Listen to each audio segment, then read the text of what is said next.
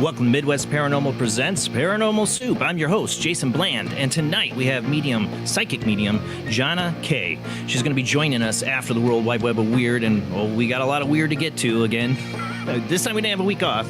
Last week, I had so many stories. I maybe fit a couple of them in that I didn't cover last week. But tonight, our guest, psychic medium Jonna Kay, will join us after World Wide Web Weird after our first commercial break. We're going to do an interview because this is our first time on the show. But we will open up the phone lines after probably halfway through the show. So you can call in and get a reading from Jonna. Now, I didn't get any of her rules for readings, but we will make sure we go over that, what goes over. But usually readings are only about, 5 minutes, 10 minutes, because other people are trying to call in. But, you can only get so much. But we've had mediums on the show blow me away with what they can do on the phone lines. And Jonna's had many years of radio experience doing readings on the radio on shows. So I think this is going to be a spectacular show. Definitely join us. And like I said, we got a lot of weird to get to. So let's go ahead and get rolling into the show.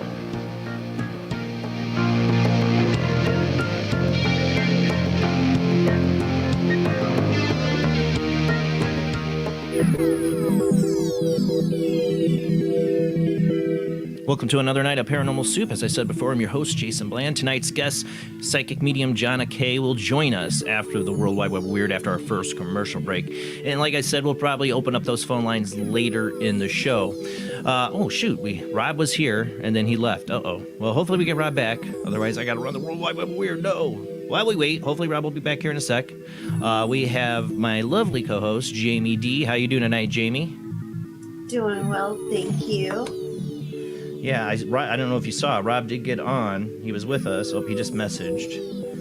And I'm having to restart. He has to restart. So we'll try to stall for just a second, because I'm hoping Rob can do the World Wide Web Weird. It always so hard to do without him. But we do. I got to fix that, too. That got all screwed up. There we go. While we wait for Rob, how's everybody doing tonight? We're on a roll. I know we've had some missing shows here lately. I apologize, work stuff, and some guest cancellations and that. But we got a lot of good shows coming up. I'm excited. I just found out I had Nick Redfern booked for September. He's got a time travel book coming out. I'm really excited about that. You know me, time travel. I think this will be probably the first guest I had that's strictly on the subject of time travel. I don't think I have, had I? So I'm excited for that.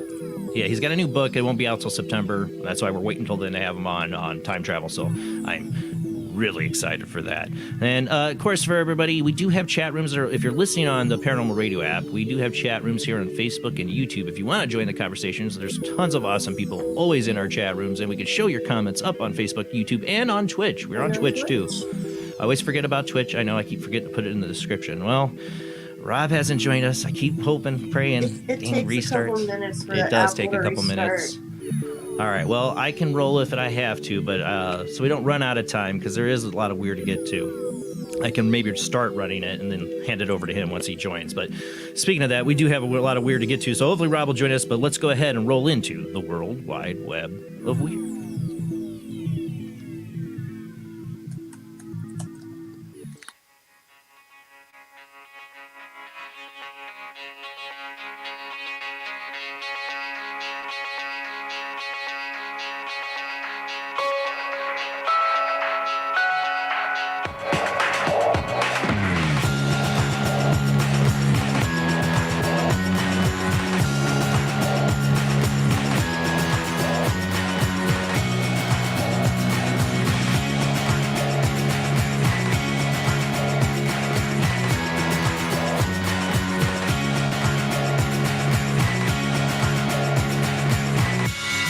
Tonight on the World Wide Web of Weird, I guess we'd start out with this one because it broke headlines a few days ago, is Ronald Defoe. If you don't know who that is the man who killed his whole family in the Amityville horror case. You know, that's what started it all.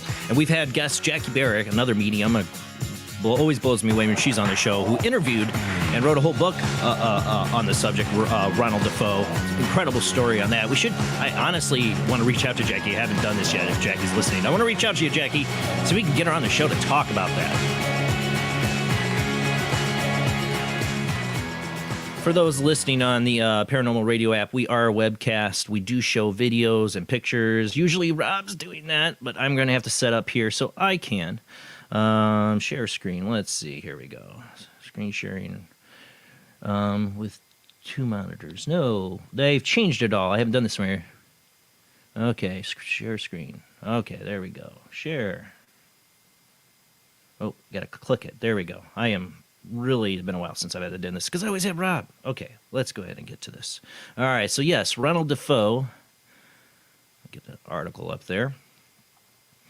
Murder spree inspired the Amityville horror, dies at 69. And if I remember right, we had Jackie Barrett on talking about that. He had a lot of health problems, it seemed like.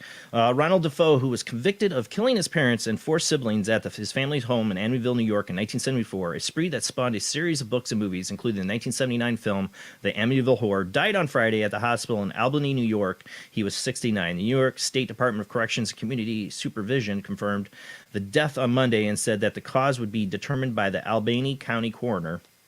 Mr. Defoe, who was serving 25 years to life in prison, had been held at the civilian correctional facility in Fallsburg, New York since 1975. He was transferred to Albany Medical Center on February 2nd. Mr. Defoe was convicted in 1975 on 6 counts of second-degree murder after he confessed to using a rifle to shoot and kill his father, Ronald Defoe Sr., his mother, Louise, his sister, Dawn and Allison, and his brother, Mark and John Matthew. The victims were found in their beds with gunshot wounds on November 13th, 1974. Mr. Defoe, the oldest of the siblings, was 23 at the time. The Defoe house in Amityville's village of South Shore, Long Island, has since been the setting of dozens of books, documentaries, blah, blah, blah. We all know that. Well, if you're watching this show, I assume you probably know that. But it's interesting. Like I said, I'd love to get Jackie on to see if she has any words on this. I have her friends on Facebook. I don't get on Facebook very much, so I don't know if she's even posted anything about it or said anything. But, you know, wasn't it? Yeah, we had Jackie Barrett on, and she said Ronald Defoe sent her a message. He was going to watch the show that night. It's like, oh, that's interesting. Still no Rob. Darn it. Rob's restarting his computer. He'll be here. Okay, let's keep going. I was hoping to get Rob by the second one. I don't know if I have any videos tonight, so that's probably a good thing. Speaking of that, demons, because Ronald Defoe tried to blame it on demons and all kinds of stuff. He blamed it on all kinds of things. And then, of course, other people did too. All right, next one are Unexplained Mysteries. Exorcist claims movies contain actual demons. That's great, isn't it? When William Frederick's 1973 horror classic, The Exorcist, first released, some cinemagoers were so disturbed by what they saw on the screen that it caused them to faint on the spot.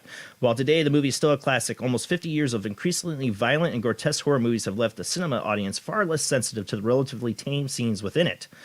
For one man, however, the movie, as well as many other modern horror films, are not simply pieces of harmless entertainment, but sources of actual real-life demons capable of possessing the living. In a recent Facebook post, Father Ronnie E. Oblong of the Diocese of Damagati listed a number of movies that he believes are responsible for demonic possession that he has exorcised. Now, I've heard this. I've heard people saying the possibility of watching horror or getting into the darkness, just watching it, you can be Satan. I don't know. I've been exorcising. Same concept of some people being afraid to listen to ITC that they might get something back. Well, that I can see, because that's like open communication, but just watching a film? I don't know. This is what he had to say. I've been exorcising a young woman for many weeks now, he wrote.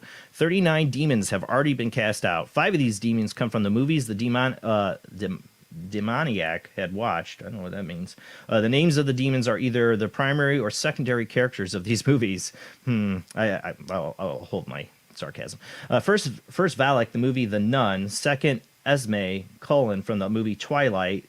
Third, Sylvia Ganesh from the movie Drag Me to Hell. Fourth, Diana Walter from the movie Lights Out. I don't think I've seen that one. And fifth, Annabelle from the movie Annabelle. Yeah. I'm making this post to warn everyone of certain danger of patronizing horror films or films that deal with magic and witchcraft.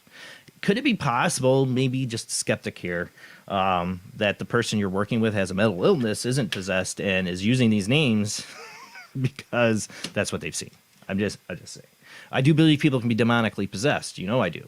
But I don't know. Say movies can do it. I don't know. I do actually. Oh, here's Rob. Awesome. There's Rob. Let me take my screen down. Remove. Hey, Rob. You there? You got audio? You're muted. Unmute thy mic. You haven't unmuted yourself. I can see the little mute button. There you go. How about now? Now I hear you. Okay, I can't hear you, so I'm going to work on that. I'm having issues tonight. Okay. So give me a thumbs up when you're ready for me to change the No, it's all right. I'll run the World Wide Web of Weird. You run on your video. I was give him that message, Jamie. I'm gonna mute him for a minute. So let him work on that. We want Rob to be able to hear us. That could be an issue. Technical problems tonight. It's all right. But I don't know. What do you guys think? Do you think a movie can possess you? I don't know. I don't think so. I think some movies are so bad it makes me feel like I got a demon inside of me. I don't know. Like Last Jedi. Sorry. It made me feel possessed because of how bad it was. I don't know. Okay, let's move on. Anything's All right, possible.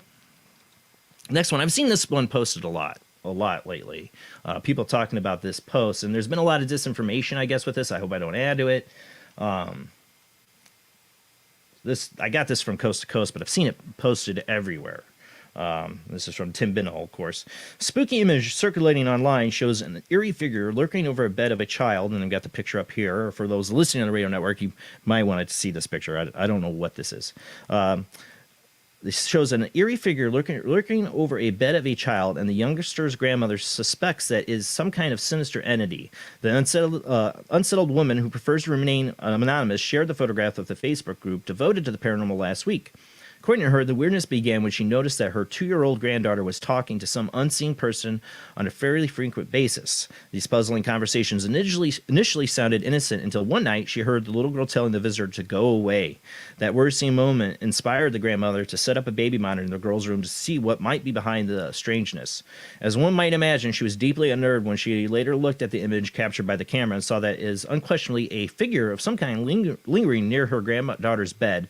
She insists that there was no one in the home who could have been mistaken for the odd interloper in the room at the time, and this photo is not manipulated in any way. The woman went on to note that the demonic appearance of the entity, which seems to sport horns and claws-like hands. In addition to the incident, the grandmother claims has been a considerable amount of paranormal activity in the home, including cabinets opening on their own and disembodied voices being heard. The family attempted to cleanse the home by burning the nettle salt and Palo Santo, but this only seemed to agitate whatever was causing all the commotion in the residence. This is why when I take on cases and they're like, should we go sage? Or, I'm like, nope, don't. Let's not do anything until we get a better idea of what we're dealing with, because sometimes you just piss it off. Although the presence in the residence has left them understandably uneasy, the grandmother believes that it's not necessarily evil, and she gets the impression it simply wants their attention. Should that be the case, it most certainly accomplished its goal by ways of chilling appearance on the baby monitor. Okay, if this isn't debunk or a hoax, this is kind of creepy, and I don't know how hard it is for people to see. There's an article on Coast to Coast AM, but I don't know. Can you see it very well, Jamie? It's a little hard to see, and Rob fixed it, by the way. Yeah, I'm good now. Okay. All right, so let me remove mine and add Rob's. I see it better on my go back. big screen. Go back one, Rob. Go back an article. Yeah, that one. See if can you blow that up.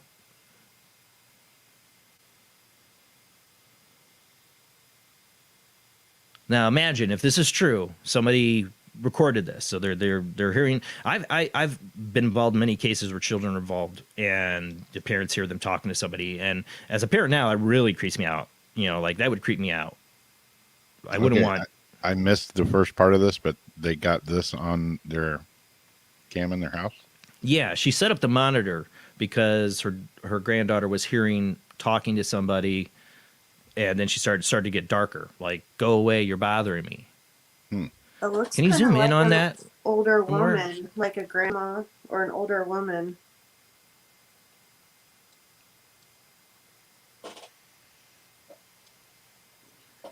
Yeah, it's That's like Granddad. not an actual person.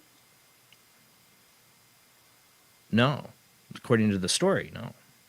It's like Granddad showed up. Almost looks like they're wearing glasses. Can you look at the leg? Can you look towards the leg region for me? Because I almost see something. It's like almost translucent there. But of course, that can happen with IR light. Can Look make how that the kind of feet appearance. are turned in. Yeah. It doesn't look nice. Yeah, it's kind of weird. You can kind of see the crib blanket a little bit through one of the legs, like that front knee sticking out. It could be an IR thing, an illusion. Yeah. But it does look like you can almost There's see the kind of a crib. reflection on the eye, though. Like, I swear it looks like a person. Yeah, it looks like Hunter S. Thompson with those big gold rimmed glasses. Yeah, like either the glasses are reflecting or the eyeball. Giant bats, I tell And you. it looks like pajamas. Like a two-piece pajama set. Exactly. I don't know, but that would be very creepy. I will give this. I think, there's so much of this stuff going now with the internet, people posting stories and Reddit, and a lot of it's, like I'd say 99% of it's junk. But it's too hard to scrutinize a still picture like that. I can't tell you if this is real or not, but it's creepy. It's creepy. See if you can zoom in on the face part. Go to the bigger pictures. Can you zoom in any more on that? That's just, I don't know. Yeah, pull that. Yeah. I know it's a blurry mess. I know, but this one looks like there's glasses or something weird coming out, like the eyes. Like and like there's a necklace around it. You see that kind of like V shape under the neck. I don't want to get too caught up in this, but I wanted to talk about this picture. Like, if this is the real deal, this is creepy. Yeah, this is so creepy. Like, oh my God. Like, if I caught that picture and my kid was in that room, I'd be moving out. I'll be honest. As a paranormal investigator, you think I wouldn't say that? Yeah, I'd be moving out. Because I don't want my kid to be seeing that. Yeah. To my personal opinion, too, is I feel like they captured a creepy picture of grandma checking on the kid and thought, hey, let's put it out there and say it's paranormal for fun. Grandma looks like she's doped up on drugs. I don't think that's grandma. I don't know. There's something that gives me the creeps about the way the whole body posture is, the way the whole thing seems a bit odd. Their bone, if you have scoliosis, multiple sclerosis, different things, your body does different things. Yeah. I don't know. I think it's creepy.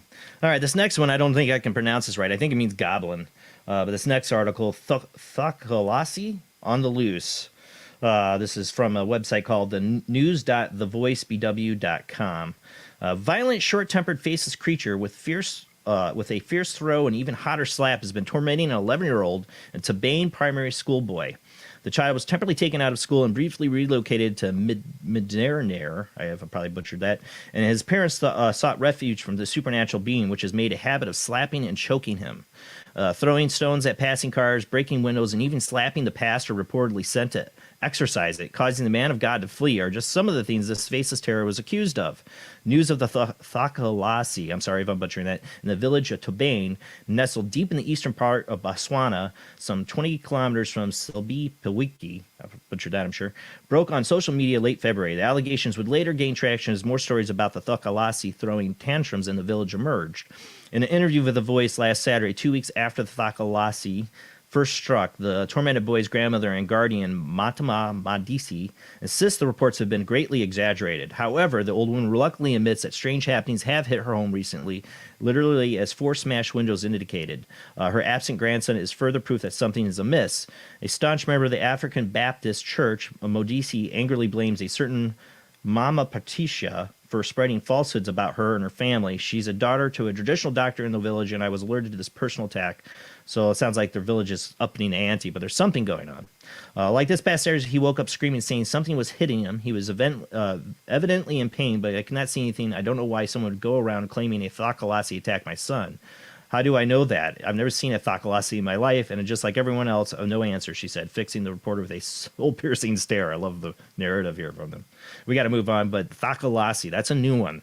But again, another stone-throwing one, another one in one of these places not in America where we have one of these encounters. Yeah, that's weird. And attacking an 11-year-old, All right, let's move on. We're going to run out of time. All right, so I don't want to read the whole article from the Washington Times, but this has been very viral. Former intelligence chief, quite a few UFOs detected than the public knows. A former top intelligence official raised expectations on Friday for a forthcoming U.S. government disclosure on what they know about UFOs. Remember, they worked that into the COVID package or whatever, that they have to make during the Trump administration, that they have to make a reveal. All departments of the government have to tell whatever they know about UFOs, which I thought was interesting. John Ratcliffe, who served as director of national intelligence under President Donald Trump, was asked on Fox News by the host Maria Bartiromo what he knew about unidentified flying objects that have captured people's imagination for generations. There's a lot more sightings than have been made public, Ratcliffe said. Some of those have been declassified, and we talk about sightings, we're talking about objects that have been seen by Navy or Air Force pilots or have been picked up by satellite imagery. That, frankly, engaged in action are difficult to explain. Movements that are hard to replicate that we don't have the technology for, or traveling at speeds that exceed the sound barrier without a sonic boom. After seeing that there have been sightings all around the world, Ratcliffe insisted the unidentified aerial phenomena already in public eye are only part of the bigger picture. So are we going to get something good? Because I think it's in June. They got to start. Yeah, June 1st, they have to start releasing this stuff thanks to the $2.3 trillion coronavirus relief. At least we get something, right, out of that, right? In June or July? Courtney's saying July. It says June in this article, but, you know, they'll probably keep postponing it. It's coming. Disclosure, no. All right, let's move on. We're going to run out of time, not room.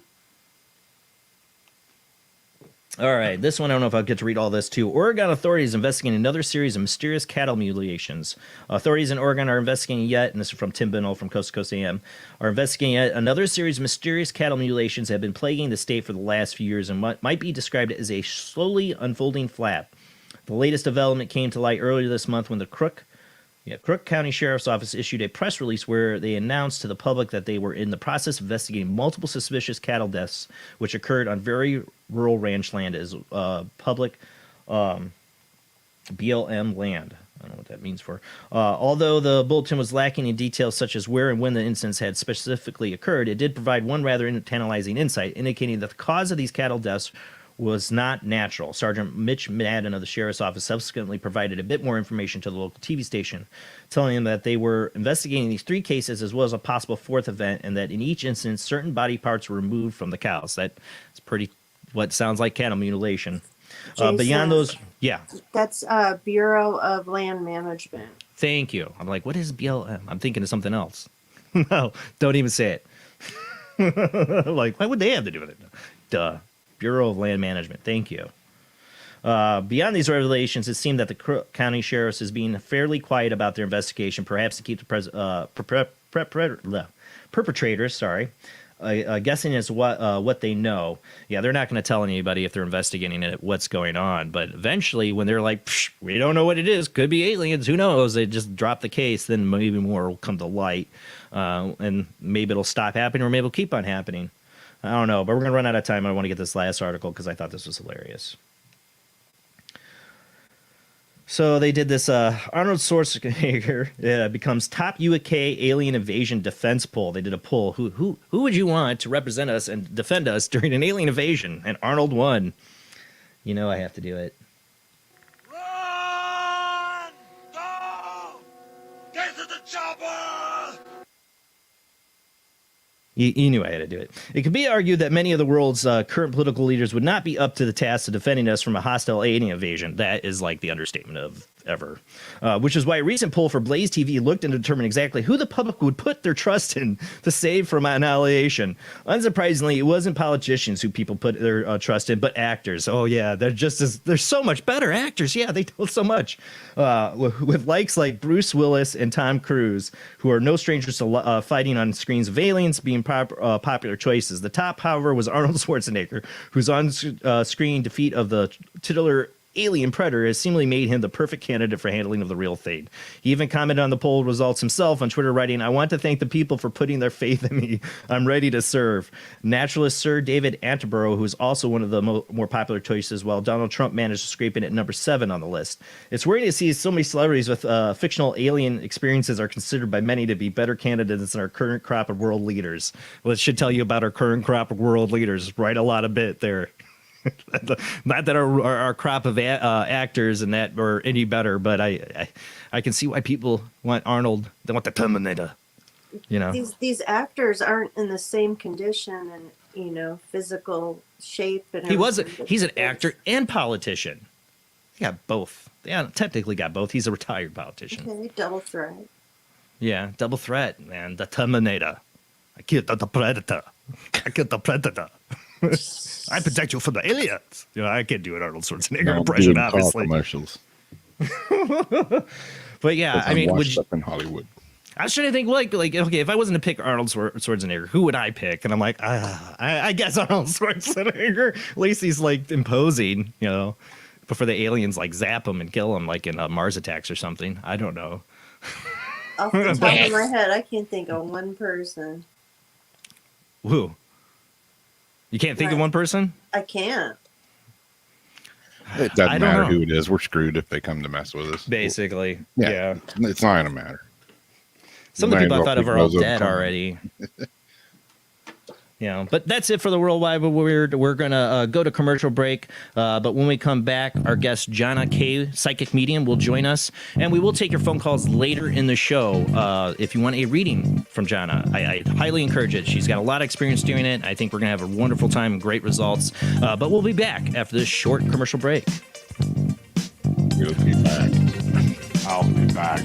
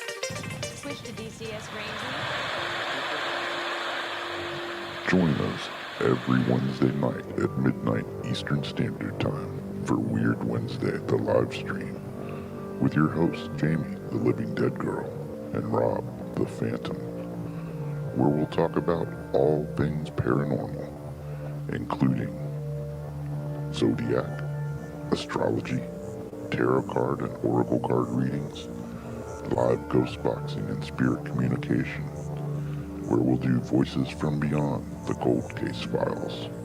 So we hope you join us live on Facebook and YouTube every Wednesday night at midnight Eastern Standard Time. We hope to see you there. Bye-bye.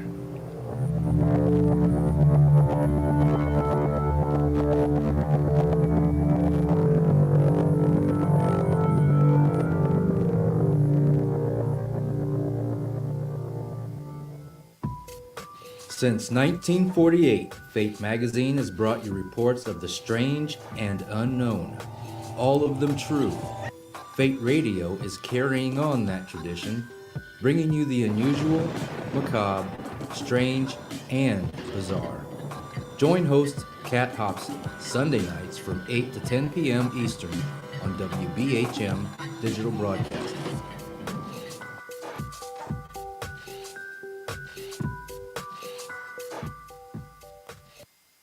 Of the second kind, physical evidence of a UFO. Close encounters of the third kind, contact. From Steven Spielberg, the director of Jaws, comes one of the most ambitious and unusual films ever made. And what you will see has never been seen before. It's a cosmic mystery crossing what many scientists believe will be the next threshold of human experience. It's called Close Encounters of the Third Kind. It begins in an Indiana town and leads to one inescapable conclusion. We are not alone.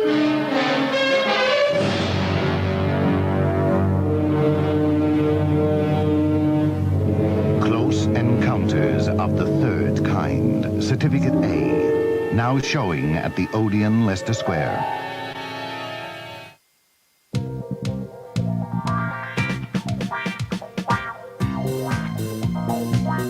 Tonight is alive. Join us and take a walk on the weird side when you tune in to The Kingdom of Nye, hosted by Heather Wade, the finest in late night talk. Listen live free weeknights starting at 9 p.m. Pacific time at thekingdomofnye.com, talkstreamlive.com, and the Paranormal Radio app. Wanna take a ride? The international chart-topping Haunted Horror of Haverfordwest has been described as terrifyingly real, a must-read, shocking and chilling brilliance, genuinely worrying, utterly frightening. Don't read before bed.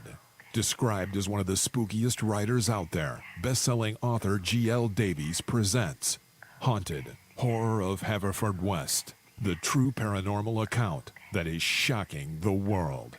Dare you enter? Dare you read? Haunted Horror of Haverfordwest is available on Amazon, Barnes & Noble, Kindle, and wherever books are sold. Pray you never have to live there. Do you like rock and roll? Do you enjoy a good story?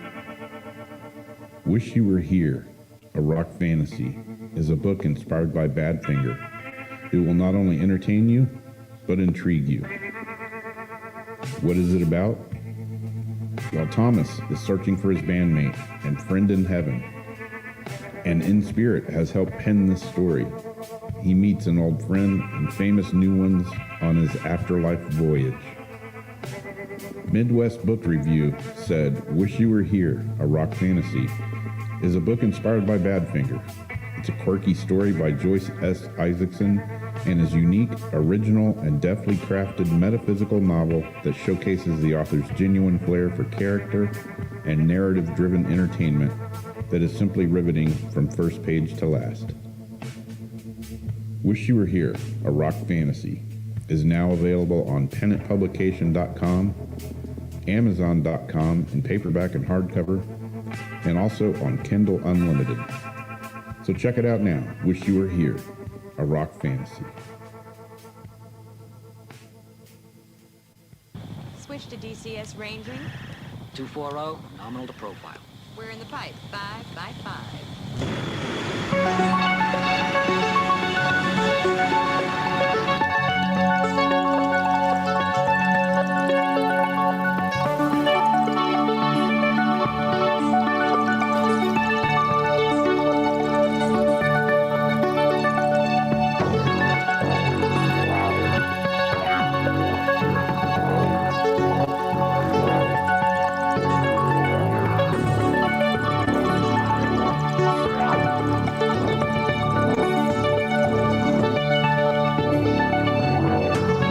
Tonight on Paranormal Soup, our guest is psychic medium Jonna Kay. With many years of experience behind her, Jonna Kay makes her living as a psychic medium. Jonna will give you messages from the other side with what can only be described as a love, light, and laughter. Getting a reading from a medium who takes her work seriously, takes spirit seriously, but does not take herself seriously. You will feel like you're talking to an old friend, as Jonna is not a dramatic reader. She gets to the point and gives real advice and brings through your loved ones without making it about herself. This is experiences for you. Medium Jonna Kay has years of experience working out of Wisconsin and traveling across the country to bring live group readings to new areas. Of course, with COVID, I'm sure she's had a lot of issues. All my psychic medium friends I've done doing the show have all gone to virtual readings, because of COVID. Maybe we'll talk to her about that tonight. But you can call into the show tonight to get a reading. We're going to hold that probably till after the next commercial break. I already see people like, where are the phone lines? We'll get those phone lines out to you guys. We'll tell you how to call in. There's a number of ways to do it. It's my own setup here, so I only have a few phone lines. So just be prepared if you call in. The phone lines will be busy, but I will get to your calls tonight just a little bit later in the show. But let's go ahead and get to our guest.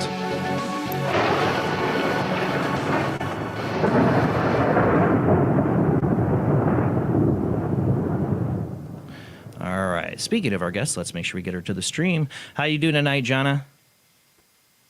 I am great. How are you? Doing good. It's a pleasure to have you on the show for the first time. I'm looking forward to getting to know you. We got to talk a little bit before the show, but I was like, we got to save it because I can tell you're going to be a lot of fun. Thank you. But Yeah, it's a pleasure to have you on. So I'd like to get to know, how did this start for you? I know where did it begin?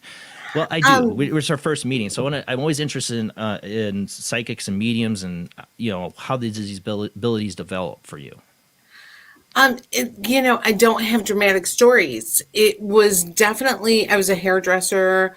I would shampoo people and feel things when I would shampoo their hair.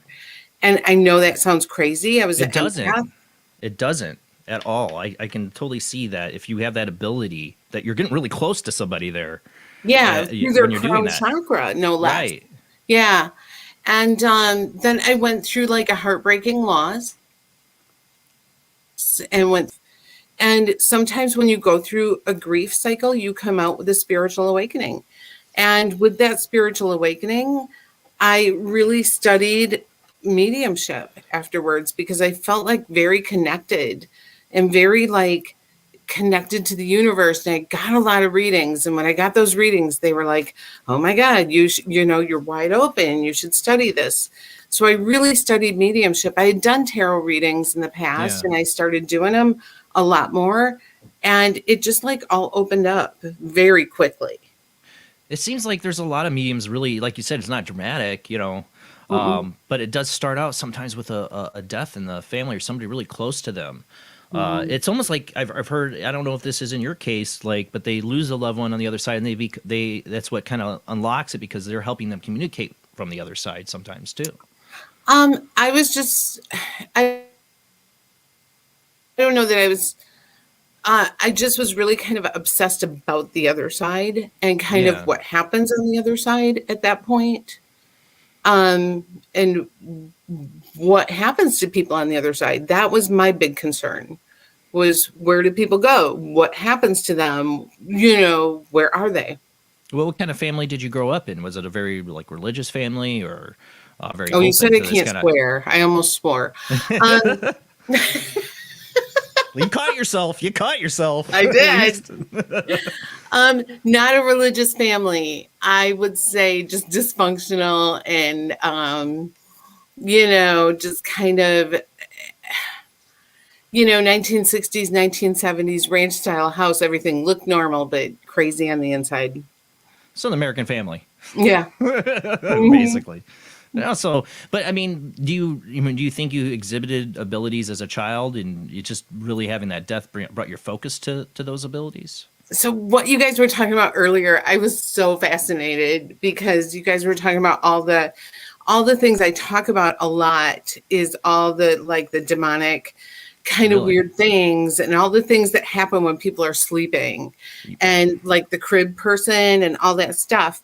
That all happens when people astral travel. Really? And when they astral travel and they bring back homeless spirits. So if you ever notice when you ghost hunt and people say, it all started in the bedroom. Right? I've lived that experience. 100%. They're always like dragging you to the bedroom going, it all started in the bedroom. That's because people astral travel. And when they astral travel in their sleep, they bring back all these homeless spirits and they all tell you stories about, I woke up and something was standing at the bed, or I woke up and something was pressing on me. And so I was a huge astral traveler from the time I was little. And so I would have really crazy dream experiences. Yeah. So, and my kids do too.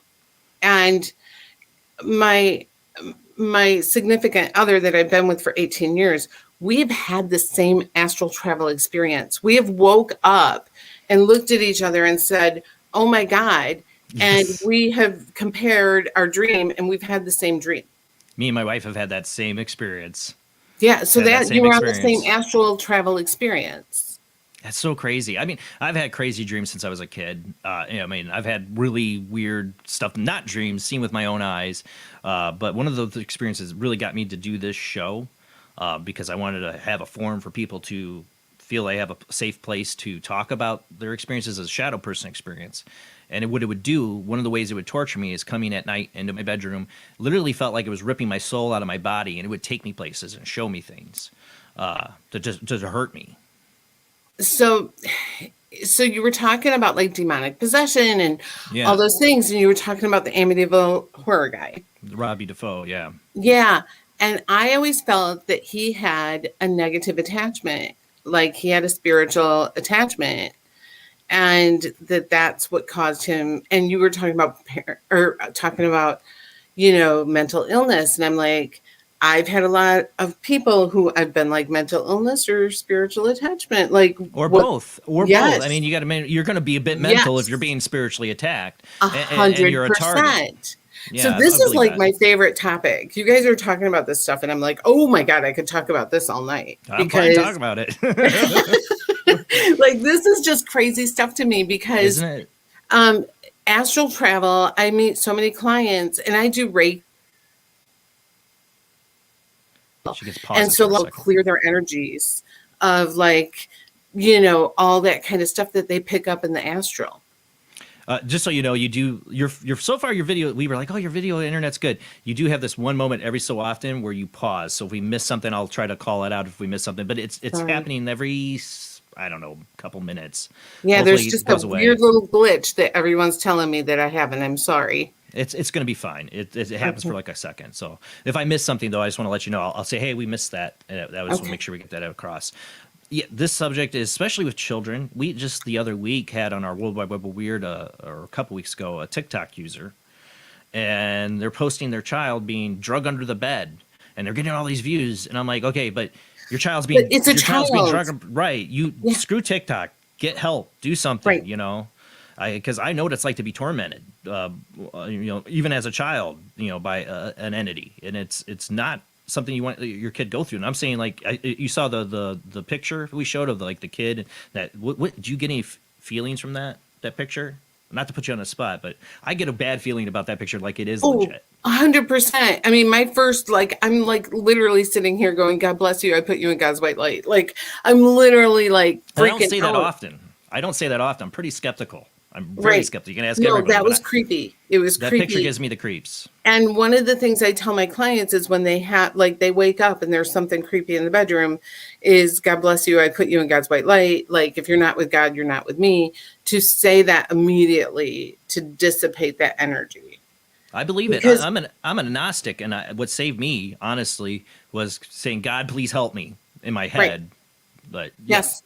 And there's a difference between ghosts and crap that you bring in, homeless spirits that you bring in during astral travel. Like, you're never going to be able to historically place those spirits. What I encountered, I felt wasn't human. Right. I've actually called it alien. I don't know if it's demonic. I don't know what it was, but. Okay. So if you're out in the astral, you could come into contact with Bigfoot or aliens or fairies or any of that stuff. Making yourself kind of like a target if you don't know what you're doing, you think? Well, all that stuff exists in the astral. Well, yeah. Aliens the pineal gland. The pineal gland is your third eye. So that you use your third eye to astral travel. Yeah, they always talk about the pineal gland being a big part of it. And of course, there's people like, your pineal gland's being calcified. Governments and chemicals, Oh, don't get me started. Don't get me started. But I my main experience, like I said, what it did to me was literally rip me out of my body and forcefully astral travel me, take me to places. It showed me things I could, like, real events happening, like people talking about me or my girlfriend cheating on me, things that hurt me. Like, I found out were real of things that happened. It showed me the actual scene. Like, I don't know how. There's gonna be amazing remote viewing. Absolutely. So it forced your third eye open, forced you out of your crown chakra, took you out, and made you realize what wasn't good for you, whether you liked it or not. Well, what I find interesting, because I'm working on a part, I'm might be adding to a friend's book about my experiences with the shadow person, but its connection to alien abduction, because I had an experience too. So before that, I never connected till way all later. Is tied in. Right. Why I call it Paranormal Soup. It's so all connected. It's all tied in together with that astral travel experience. That's what's that would make so much sense, because I know. It's like I'm trying to put pieces of a puzzle. I don't have all the pieces too. I'm trying to figure out events that happened to me. Like the shadow person event was so traumatic, I can't figure it out. But the alien thing is so hard to but get it's my all hands tied on. in. And I believe like Bigfoot's tied into that too, that if people see Bigfoot, a lot of times it's from the astral because we've never found a carcass. Yeah, there's a $2 million road to capture it alive now. In Oklahoma, I believe it is. They're never going to. Right. They're You never think it's going not to physical? because he lives in the astral. But Right. some people can see him with their third eye who actually astral travel and have seen him in the astral. It would make a lot of sense since they've never found a body. We've always talked about the debate: is Bigfoot a real physical creature, or is No. he, something else, dimensional? Just same with Dogman. The Jersey Oh, the Devil. Beast of Bray Road. Look that up. That's Yeah. down the road from me.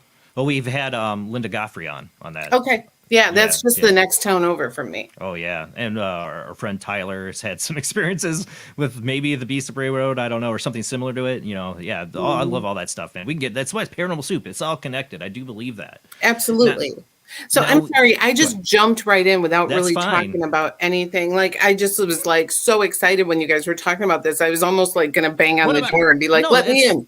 This is Paranormal Soup. I always tell my guests I don't have pre-scripted questions. I let the conversation go wherever it goes, wherever it may be. I don't care. That's what I love. I'm like, they're gonna hate me if I bang on the door and say, "Let me in," but I was so excited. Well, you heard the article about the priest who says that these movies are demonically possessed. That's where I was saying maybe mental illness would play in if they're naming all the people they're naming are from Okay. characters from movies. But I See what I'm saying? understand why he said that though, because the more you tap into that negative energy, the more open you are to an attack. Like listen to a bunch of death metal or something No. like they reported about in the 80s. No, but the more Satan. open you are to like constant diet of that kind of stuff without protection or understanding of it, the more open you are to an attack. I think I honestly do believe it. I think it would be the same way as people saying that people get sucked into porn addiction. I'm not trying to be funny about that because I've had family members, people that have gone through this, and I think it's complete. I feel like the ninny here, but I think it's completely evil, and it definitely draws people into bad things.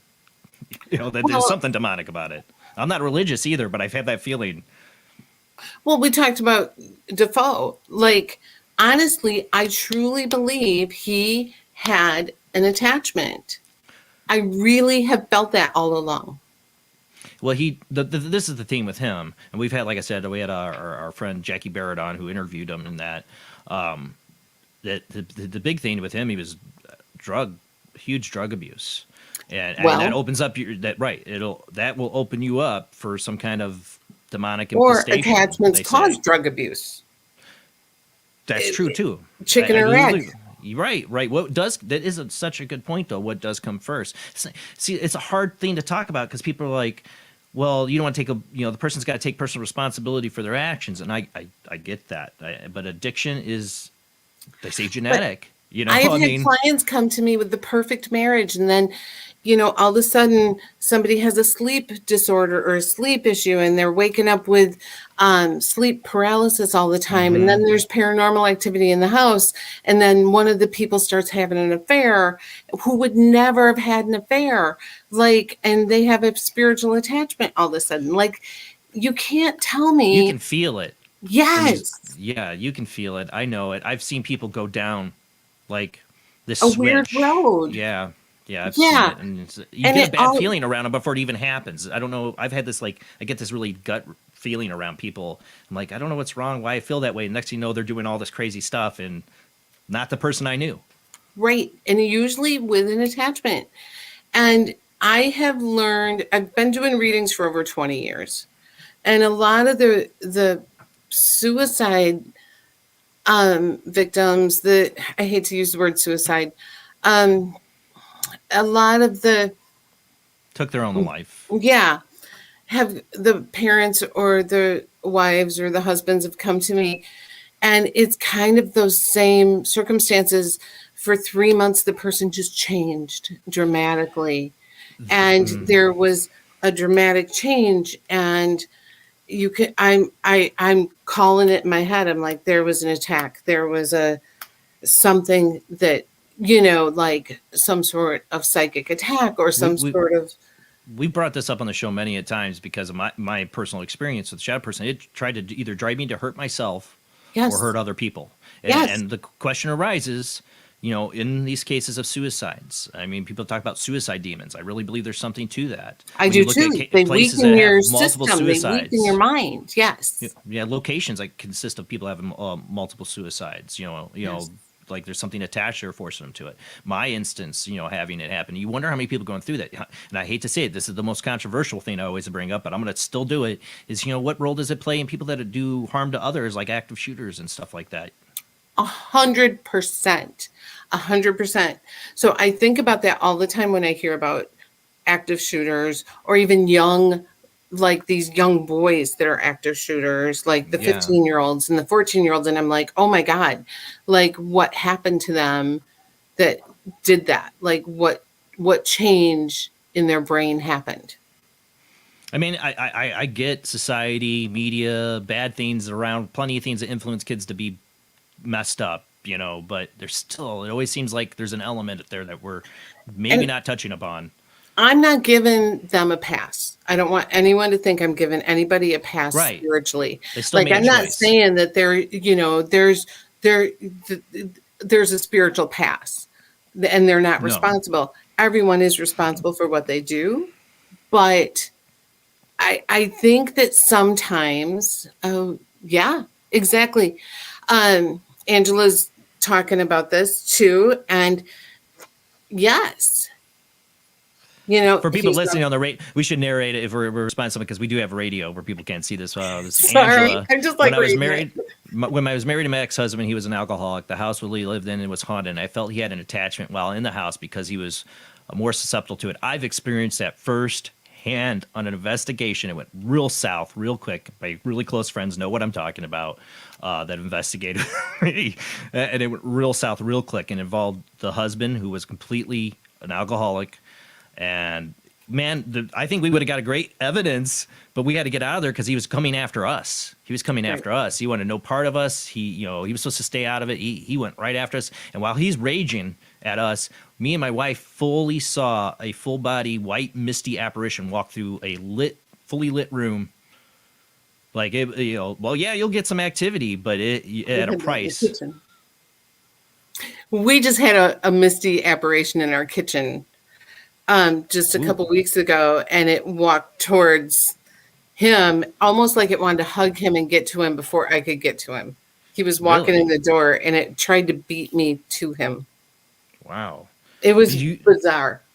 But do you think you get those kind of visitors being who you are? I mean, that's this a question I get all the time. recently started in our house. We've lived here for a couple of years, and all of a sudden lights are turning on and off here. Like it's weird. We've had some weird stuff.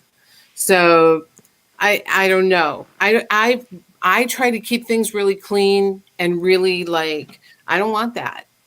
Well, that's the thing. That's what people always wonder. Like for mediums, you see the movies and stuff. I don't want the drama. Do they follow you home? Yeah. No, I don't want that crap. This is not. No. Right. I don't do that. Like I keep a clean house. Like I don't. I don't want it. Yeah, you got to do things to make sure they don't enter your home. Right. My wife does to make sure because she's always saying stuff follows us home, or we'll follow you home, And we've had some experiences. We've had some weird experiences. So my wife does something to pretty much ward the house so we don't get weird things happening again. And then when they do, she's like, "Oh, time to reward the house again." So I can imagine being a medium. You probably have to put up some powerful protection or do some stuff to keep it. Or I mean, I only really work with what's in God's arms. I think some of this started when my brother stayed with us and he was on a lot of medication and he was astral traveling all the time. Right. And I think we could hear him sleeping in the bedroom and talking and you could hear him. It was crazy. Wow. So I need to do more saging and getting rid of whatever. That seems to be when it started. Really? Well, yeah, you brought up another person in the house that has their own attachments, Yeah, nothing you can do about that. Their family. I guess I got to take your ghosts with you. But I told you, dysfunctional crazy. Yeah. Now, I always want to know the mechanics of how it works for you. Like when you're communicating with spirits, how do they communicate? How does do you see them, hear them, feel them? What are the ways they communicate with you? All of the above. I see them as if it is. So I grew up I'm 56. So I grew up in the 60s or 70s, 80s kind of thing. And I see them as if you get flashes from a dream.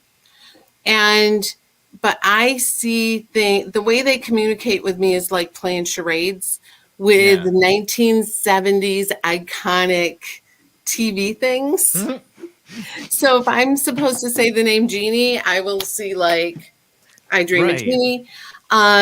They just give me a lot of weird things that I grew up with that I know. But I'll just get a flash. I hear a lot of songs. I hear a lot of names. I feel things physically in my body. I just know that I'm supposed to say. So it's all kind of, and it all blends together as I'm talking. One big soup of stuff.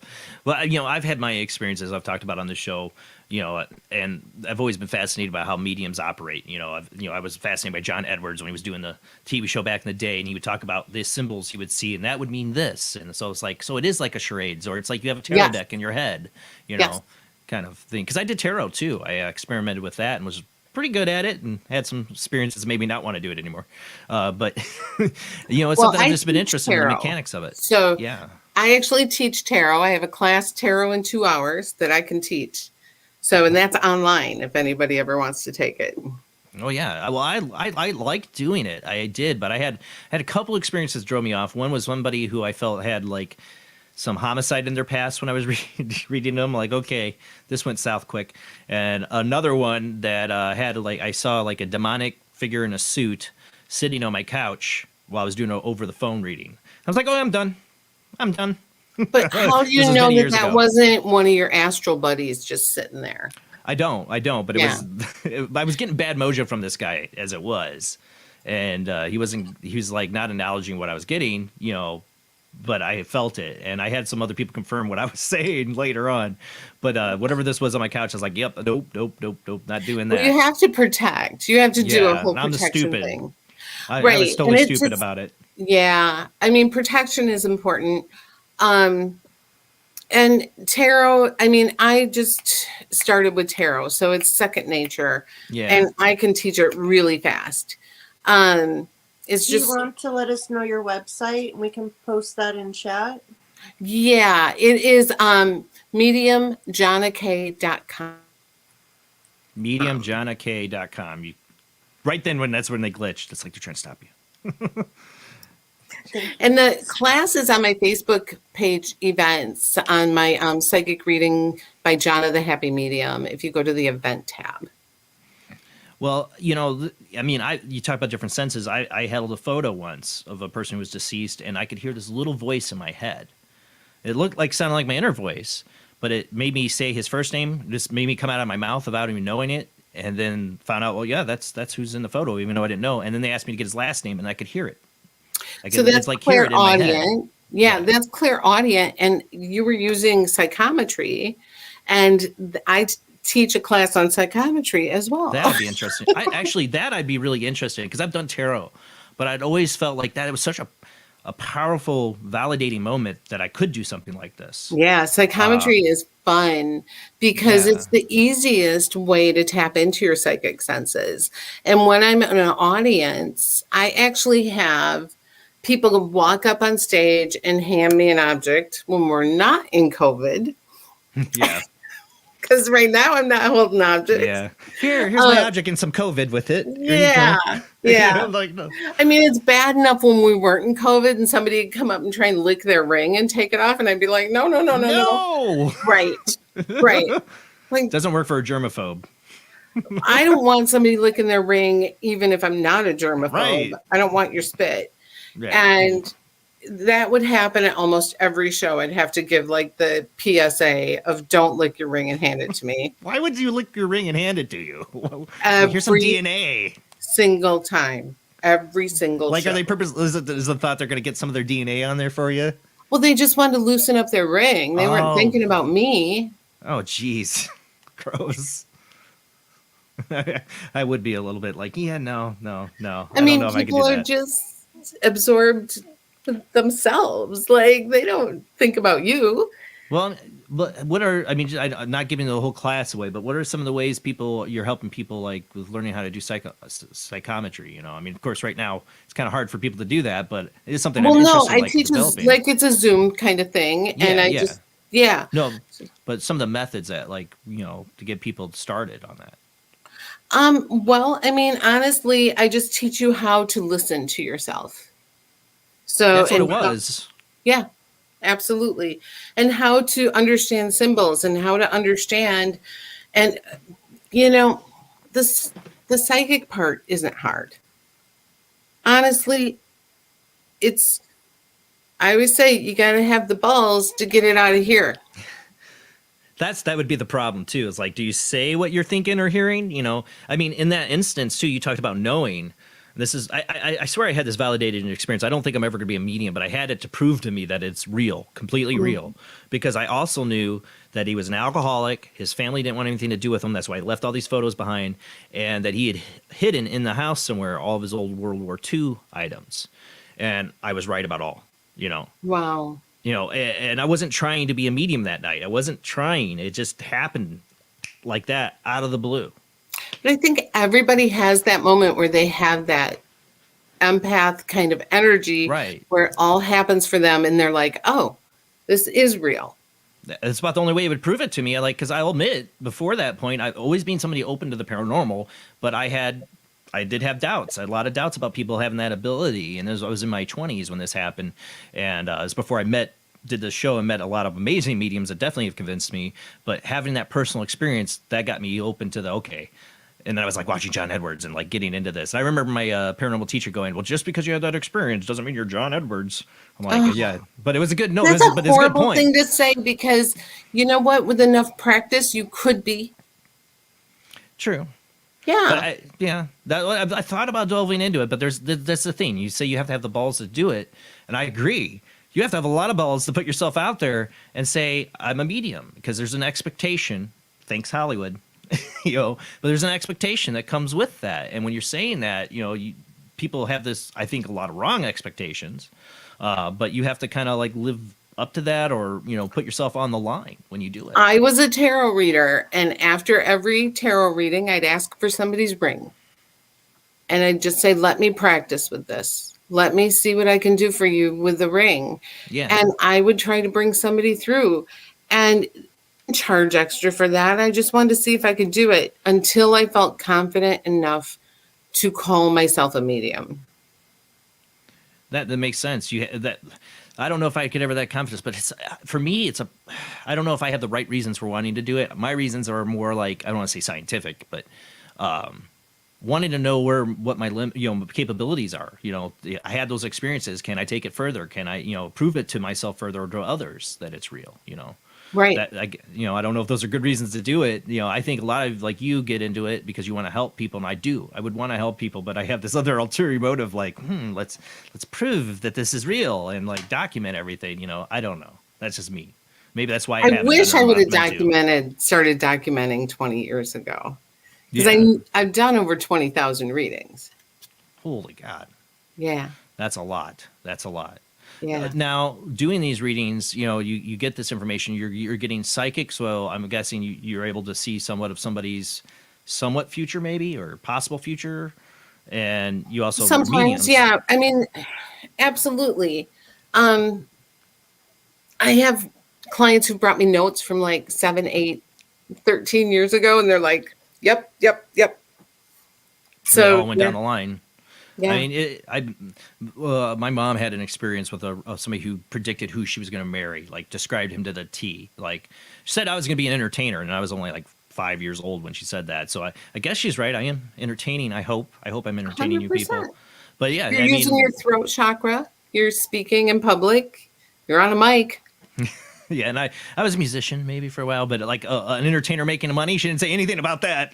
Like an entertainer doing it as a living? No. You know, but I do it because I love it. But you doing readings, you know, that's to me one of the hardest part is if as a medium, you're dealing with people that aren't there anymore, you know, that you're in a way, you know, you're speaking on their behalf, and you run into family drama, the American family, you got to be, that's got to be some difficult situations to deal with. I really encourage people to give themselves enough time to grieve before they get a reading. That makes sense, yeah. I had a girl pay for a reading and make an appointment last week, and come to find out her husband had just passed. So I kind of counseled her, gave her some homework, and I said, let's make an appointment for 4 months from now. And you get another half hour with me, on me. Yeah. But, you've got to get this journal, and you've got to read some books, and you've got to work through some grief. And then we'll do a real reading.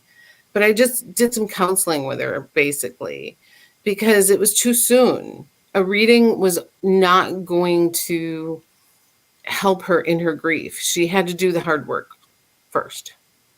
It makes sense. I mean, I've had people come to me knowing what I do and all that. I've had lost loved ones like, can you give me a medium? Like, not long after, I'm like, just give us some time. I'll let you know. And I purposely stall them just to let them have time, just not right. to. You have to, because are they going to listen to a message really well when they're that emotional? No, people don't. Well, one of the reasons that I have made that a hard and fast rule is someone had sent over a man to my house who had lost his daughter to a heroin addiction. And the daughter came through right away for him. And it's not that they won't come through. Sometimes they will come through. However, right away, the daughter wanted to bring up the boyfriend. And when you're on the other side, you're very forgiving and you're very loving. And she wanted to bring up the boyfriend and say, I forgive him. I forgive him. And this man got so angry and he was spitting in my face and yelling at me. And he says, that's bullshit. Oh, I'm sorry. And he's screaming at me and he's yelling at me, telling me that I was a fraud and that was crap because he was the one who shot her up and she would never forgive him because he was the one who killed her. Well, you'll run into that problem years later. Still, people are going to be holding those kind of grudges when it involves their family. I'm sure that's what I'm saying. It's not I mean, I'm sure you do love helping people, but you're dealing with hard, difficult emotions when you're dealing with people who have passed on like that. 100%. But had he given it 6 months to a year, maybe could have listened. Probably could have understood that in a different way. So, well, here's a good point too to bring out about the spirit you're communicating with. Is we hear people ask this all the time. Are spirits on the other side? If they were an a-hole in this life, are they still an a-hole on the other side? Or do they carry those negative personality traits as well with their good personality traits to the other side? Not always, but sometimes they will present themselves to me in that way so that I can understand their personality and convey that to the person sitting across from me. I would think for people, because I don't know, if you believe in the concept of life review, but we hear that all the time. Like once somebody's gone through that, hopefully they're not so much of the a-hole they were. 100%. They have a bigger perspective, maybe. That's what I'm saying is they're definitely, once you go through life review, you change, but they might show me their personality before they passed so that I can convey that to the person and they're like, yes, that's Uncle Jack, so they get it. Yeah, exactly. Mm-hmm. Do you have any, besides doing the readings and all that, I mean, you say you kind of stay out of the paranormal, but do you, you have this paranormal happening with you in your house, but have you had anything in your life that, like paranormal wise that it's happened besides, your psychic readings and seeing mediums? I mean, I feel like all the mediums I know have weird stuff drawn to them. Well, I used to do a lot with paranormal. So when I first started, I was ghost hunting and doing all that kind of stuff. I mean, I went to the Mansfield prison in Ohio. Yeah. I did all that kind of stuff. But then when I realized that spiritual energy and paranormal energy are two different things, and that paranormal energy dirtied up the spiritual energy for me, I had to kind of not play with the paranormal energy so much. Yeah, I can see that. I can see that. Do you see paranormal energy as kind of the difference between you're communicating with people who've crossed over to the other side or moving on, and paranormal being things that are stuck here in a more negative kind of aspect, really? Yeah. Yeah, in a little bit lower level energy. So what I look at it as is I'm dealing with what's up here, and I can't like bounce up here and down here and up here and down here and up here and down here. Right. Does that make sense? So when I'm No, up here, I want to stay up here and deal with what's like, grandma and grandpa and all these people on the other side. But the paranormal energies are real low. And those energies are really heavy and make you feel really crappy when you tap into them. Yes. I swear there's like a paranormal investigation hangover when you go to a place that's definitely got activity. 100%.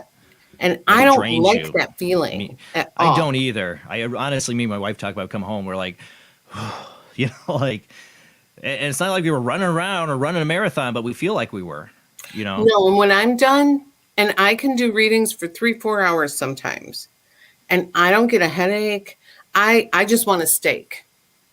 I just want a steak and some wine and maybe some whiskey, and then I just want to come home.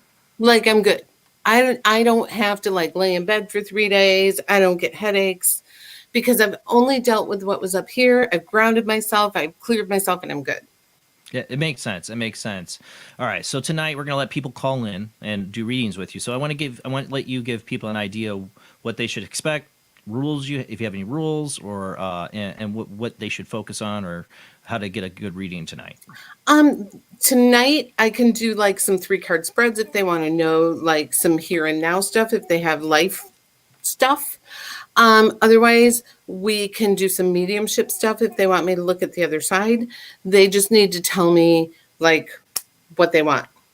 If they want other side or if they want here and now. That's it. We'll go from there. All I ask is that you don't be like, I want to know about my grandpa, or I want to, just let me figure that out. Because you don't know who's going to come across. So, like, you can't control and say, okay, I want grandpa to come across. Anybody. Not until we get in the elevator. The elevator. That's a way to look at it. I wonder about that because it made me think of like John Edwards and stuff. I read his book and I've read others. They always have to seem like to do this to work yourself there. Like you have to like take yourself. Everybody higher has a energy method. up. Yeah. Right. I always seen that. And like James Van Prague. I've read all those books. I was always interested in how they do it and their abilities. How's the communication work? Because Hollywood screws it up in like you see the Sixth Sense. I see dead people. No, it's all different. And like Caputo on her show. Yeah, I have an issue with that one. Well, I mean, it's just rapey how they show it, where she's walking in. Thank and you. like, no, that's exactly. Thank you. Yeah, and when I had a couple producers talk to me at one point about a show, and I said I wouldn't do rape readings like that. I would not do it. And they said, well, nobody does. They said people have to sign a contract or they could negotiate. Yeah. People that work in TV know that, but people watching don't. Right. They're like, she does not do that. Like, those people have to sign a contract before they're even like approached. And I was like, huh, okay. Yeah. So again, that doesn't make me feel better about it being legit. It's an attack. And I think that it's really, really wrong. Like, that's why when I'm on stage, I make people come up on stage with me. I don't walk around the audience. Yeah. They have to come up to me. Like, they have to receive it by coming up to me. That seems like, when I early on was doing tarot, I had this lady who was like, you can do this. You can read for people. And she made me read for her. But one of the things she said is, one of the reasons I said, well, that's a pretty convenient way to ask for money. But she said, one of the reasons you have to ask for money is you need some way of an energy transaction to say, I give permission for you. Yeah. Yes. I give permission. Well, and your time is worth money. That's true. Oh, yeah. Yes. You hand out readings for free like tonight, you're going to see what happens. Well, and so here's the thing is, my price right now is $75 for half an hour, which in California is cheap. In my area, it's average. Depending on where you live, it can be expensive or cheap. Well, I know people that charge up to $1,000 for reading. Yeah, I mean, I'm like, really? No, man. Okay. I couldn't. Yeah. I couldn't. And anyway, it's what it takes to get me off the sofa. Honest to God, it's what it takes to get me out of my house because I have an office down the street. And what does it take to get me down there? It takes me $75 for half an hour. It makes sense. Anybody that, I mean, you know, mediumship and this stuff's been around for ages too, and they charge money. I mean, when she said I was only poking fun at her a little bit about it, but she was serious, you know, too. I think you do have to have some way of giving permission to have somebody read you. You would hope that that is a law or some kind of universal law. Well, it's kind of fun to lay around in your pajamas, so that's what it takes to get my pajamas off and get me down there. So I'm just saying. It would take me that too. Well, you know, your price is what it takes to get you out of your house and off your couch. So that's the way I look at it. I don't try and base my price on my experience or what I think I'm worth. My price is what it takes to get me down there. Yeah, exactly. Otherwise, it's not enough because I'll resent the hell out of going down there. Like an so far, incentive. Yeah. But rule-wise, otherwise, nothing else. Rule-wise, just want to make sure we got everything covered. And remember, guests, you call in the show, please do not swear when you call in the show, people. We keep this kind of PG-13. You know, just a reminder to people because things happen. This is so hard for me because I don't know if you've heard me on any other shows, but I am a potty mouth. I am too. I am really bad, but this is like work in here. I make sure I don't do it. Sailor girl.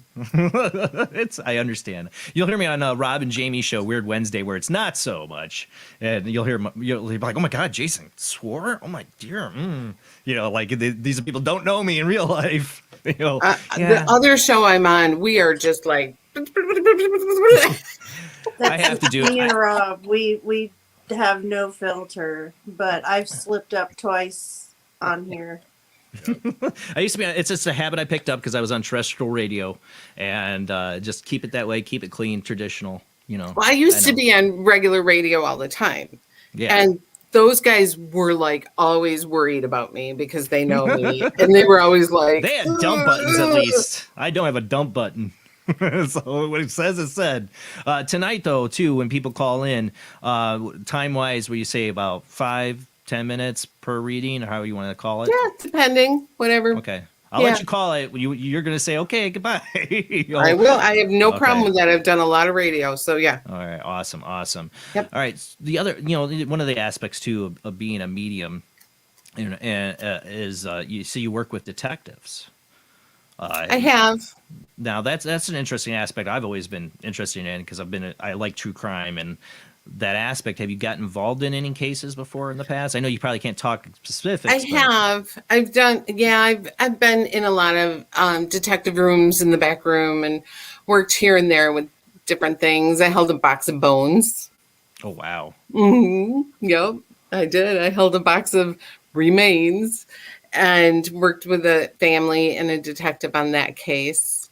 And do you get a lot of that though? Do you get a lot of people that like reach out to you? Like, are you able to help me with a I get a lot of missing persons, but I only work directly with the family. So I'll get somebody who'll call me and be like, "We have a missing persons in our town. Can you help me?" And a lot of times I found that people want to be the hero and have me work with them, and then they'll go like take credit. So I don't do it anymore. Like I'm like, you have either the police call me or the direct family call me.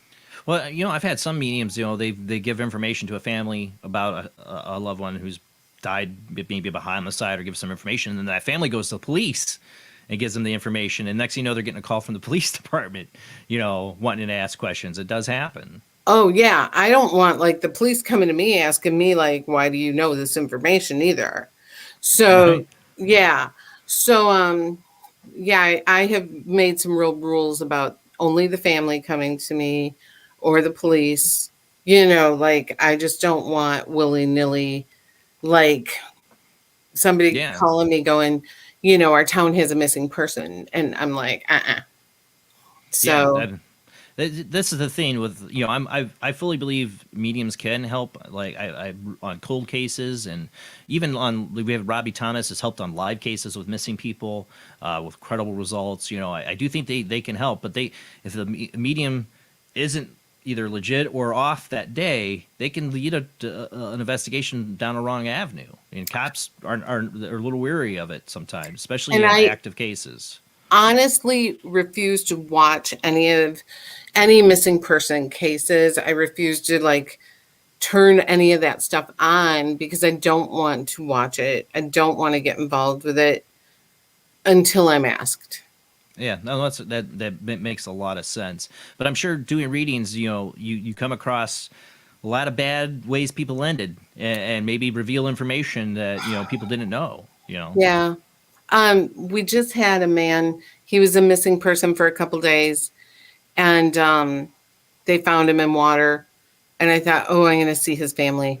I know it. And this happens a lot in our area where there will be a murder or there will be a death, and I'm like, oh, I'm going to see this family. And it happened about 8 weeks ago, where a young man was killed trying to help someone else, and a drunk driver hit him. And I was like, oh, I'm going to end up seeing his family. And within days, I saw his family. So, yeah, that happens a lot where I'll see something on the news and I'm like, oh, I'm going to see that family. Like, you know, you just know that you're going to see the family. Do you think it's sometimes that spirit knows, like, pre-advanced that the family's going to come to you and like kind of reaches out to you? I mean, our town, it's like what, 40,000. I'm really well known in this area, so I just think that eventually they're going to get to me. Somebody's going to tell them to come to me. Oh yeah, yeah, of course. Yeah, you know, when it comes to missing people, I think one of the hardest things I've seen mediums have to deal with is that question: it's like the Schrodinger's cat. Are they alive or dead? You know, that you know, you're touching a very dangerous area for people to get into, and that's got to be a hard one, especially when people have hope. How do you deal with that when somebody has a hope that somebody's alive, you know, and you're telling them no, they've passed on? I mean, you have no filter. You're going to tell them, but how do you break that? Yeah. That's happened several times where I've known somebody was passed on. See, that would be the most difficult thing for me to try to do, to try to tell somebody that. In a couple cases, they knew. Like deep down. It wasn't a big surprise. Yeah. But you got to imagine there's some people that just, there's always a denial. Yeah. One of the saddest ones I had was actually a family where the missing person, she had actually come to me for a reading. Her whole family had years and years ago after. So the dad and the two daughters had come to me after the mom passed. Yeah. And then one of the daughters went missing. Oh, man. Yeah. And it was just so sad. And they found her in her car in water. Oh, man. And it was just one of the saddest, most heart-wrenching things. And, you know, it was just. How do you not get emotionally attached to these people in these cases? It's got to be hard. I was very emotionally attached to that one. Yeah. Yeah, I bet. Especially when children are involved. You know, being a parent, that's the hardest thing. I can't watch. I've gotten to where, talk about horror movies and demonic, I can't even watch a horror movie that involves anything with a child being killed in it. I can't do it anymore. I can't. Remember the movie Signs with the little girl? I was like flipping my crap. I was like, oh my God, get out of there. Get out of there. Yeah. Luckily, they didn't kill her off in there, but there's movies or TV shows where they do that and they just like blatantly kill a child. And I'm like, oh, or, you know, like I was watching, I used to like the Evil Dead movies, and then they had an Evil Dead TV show. And like, there's like this whole scene where this kid gets killed, and then like, is this supposed to be comedic? I can't do this. And I stopped watching. I can't. I know what I was going to tell you guys. Yeah. Can I change the subject to something lighter and brighter and more fun? Sorry. Because I can't talk about kids dying. I know, sorry. That's my bad. No, it's okay. So I have a new thing that I'm doing now that pandemic is coming to an end. And I am going to be traveling around with comedians Oh. on stage, and I'm going to do my show and be bringing people up on stage and doing my thing. And then comedians are going to come out and do their show, and 3 hours of entertainment, and we're calling it Comedium. That's awesome. Yes. So to kind of like cheer people up afterwards and raise the energy kind of with. Yeah. How fun is that? That sounds awesome.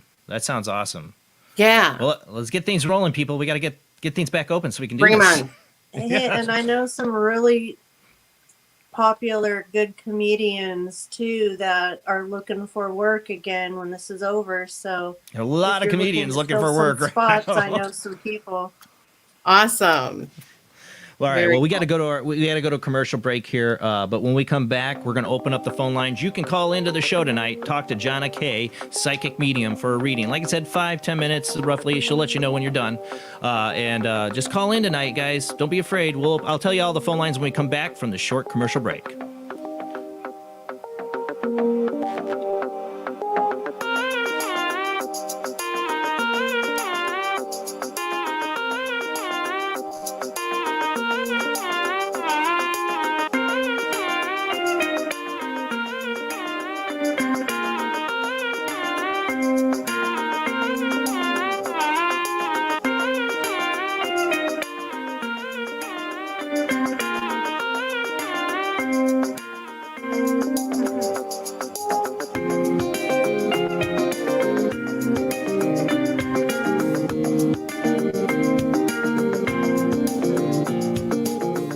Conducting an experiment into the combined effects of sensory deprivation and hallucinatory drugs. The subject of the experiment is himself, and the experiment is out of control. Ken Russell's Altered States, a film that must not be missed, is in the West End now. Altered States, Certificate X.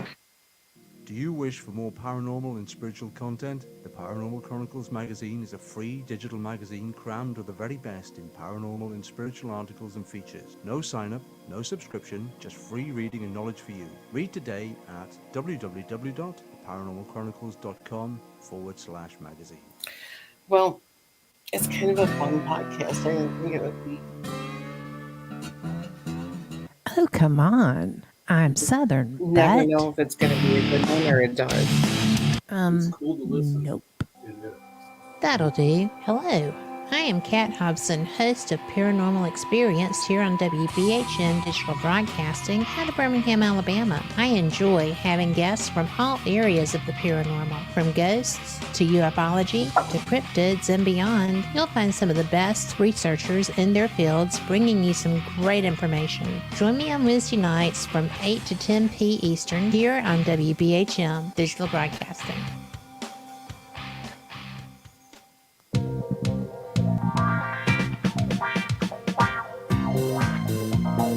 The night is alive. Join us and take a walk on the weird side when you tune in to the Kingdom of Nye, hosted by Heather Wade, the finest in late night talk. Listen live free weeknights starting at 9 p.m. Pacific time at thekingdomofnye.com, talkstreamlive.com, and the Paranormal Radio app.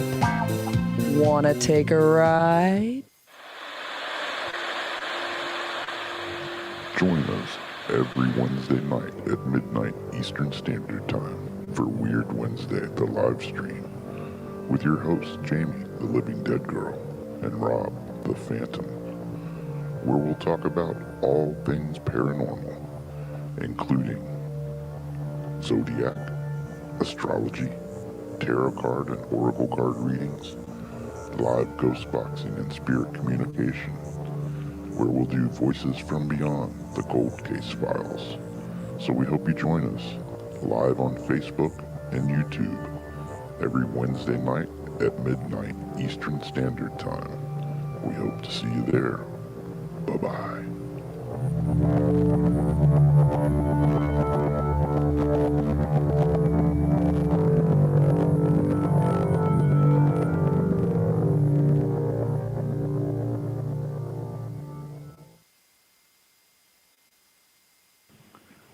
Paranation Magazine is a new paranormal magazine based out of Denver, Colorado. Our goal isn't just to give you the best paranormal content out there, but to promote paranormal unity. We're doing this by giving everyone an opportunity to tell their stories and to share their experiences. For more information, follow us on Facebook at Paranation Magazine and soon, paranationmag.com.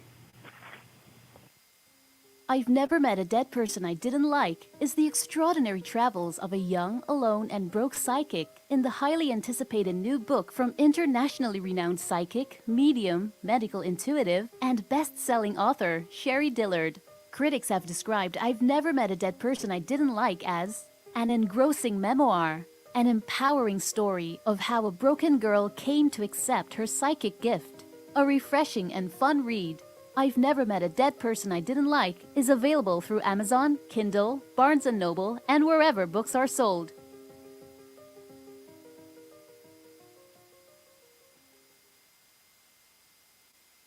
Tired of school? Who was Joan of Arc? Noah's wife? Like to travel? Let's go back into history. Let's reach out and touch someone. Want to meet people in the past? Put them in the Iron Maiden.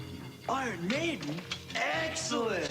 Execute them. Bogus. Then hitch a ride with George Carlin, Keanu Reeves, and Alex Winter in Bill and Ted's Excellent Adventure from Orion Pictures.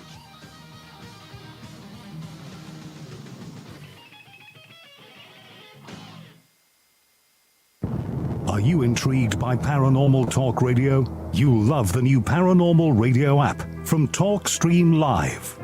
You'll find a great selection of talk shows covering UFOs, ghosts, strange phenomena, and much more. Download the Paranormal Radio app now and start listening to the very best in paranormal talk entertainment, including the network you're listening to right now, the Paranormal Radio app, free in Google Play and the iOS App Store. Nervous? Yes. I don't like this. You only have 75 more to go. Okay? What's this one? It's a couple of wavy lines. Sorry, this isn't your lucky day. I know. I'm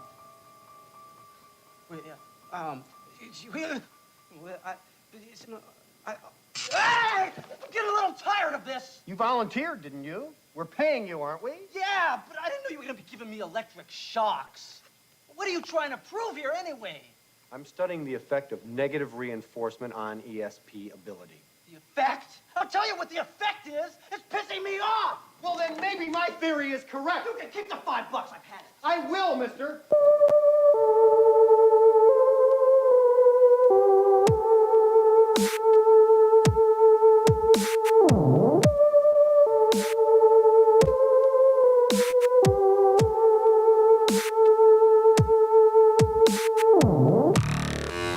You're listening to Paranormal Soup, bringing you the weird every Sunday night.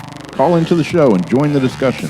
The call-in lines are 219-230-4444 or 260-225-9419 or by Skype caller ID OOJBland00 or JBland Paranormal Soup. And now to your host, Jason Bland. Tonight we're talking to psychic medium Jonna Kay, and I know the phone lines are people are already trying to call in. I have it off until we get to this part.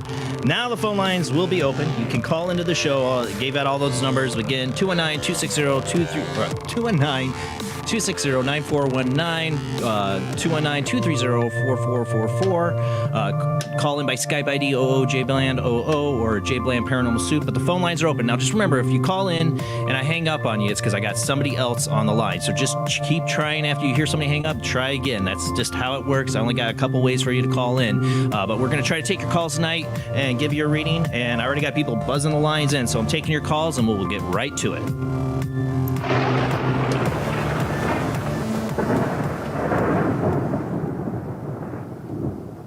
All right, you ready, John? I don't have electrodes hooked up to you to shock you if you get it wrong, but okay. We already got somebody on the line here. Oh, I thought we did. I got somebody else calling in. Oh, call declined. No, I didn't decline a call. Let's see. My phone lines have been weird lately. Hang in there with me, people. Hopefully we got it all under control. But if you're calling in, like if I hang up on you, It's because I got somebody else on the line, so maybe try a different line or wait and call back when we got the caller hangs up. But let's go ahead and get to this first call at 804 area code. Who do we got? Hi, this is Linda. Hey, Linda. Thanks for calling in. Just calling for a reading. Okay. Hi, Linda. This is Jonna. Hi. Hi, where are you from? Hi. Virginia. Okay. So do you have a question? Do you have something you want me to look at for you? I'm just seeing if anybody comes through from the other side. Okay. Well, let me jump into your energy here and take you up the elevator. Let's take a look here. Let's just give me a second here to tune into you. Okay, that's fine.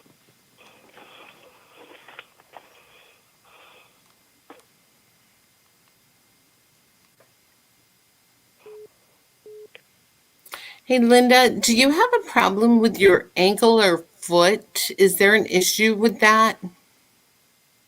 Yeah, sort of. You do have a problem with your ankle or foot? Yes, Okay, I'm feeling that as I'm tuning into you. Now, is there a male in your generation who has passed?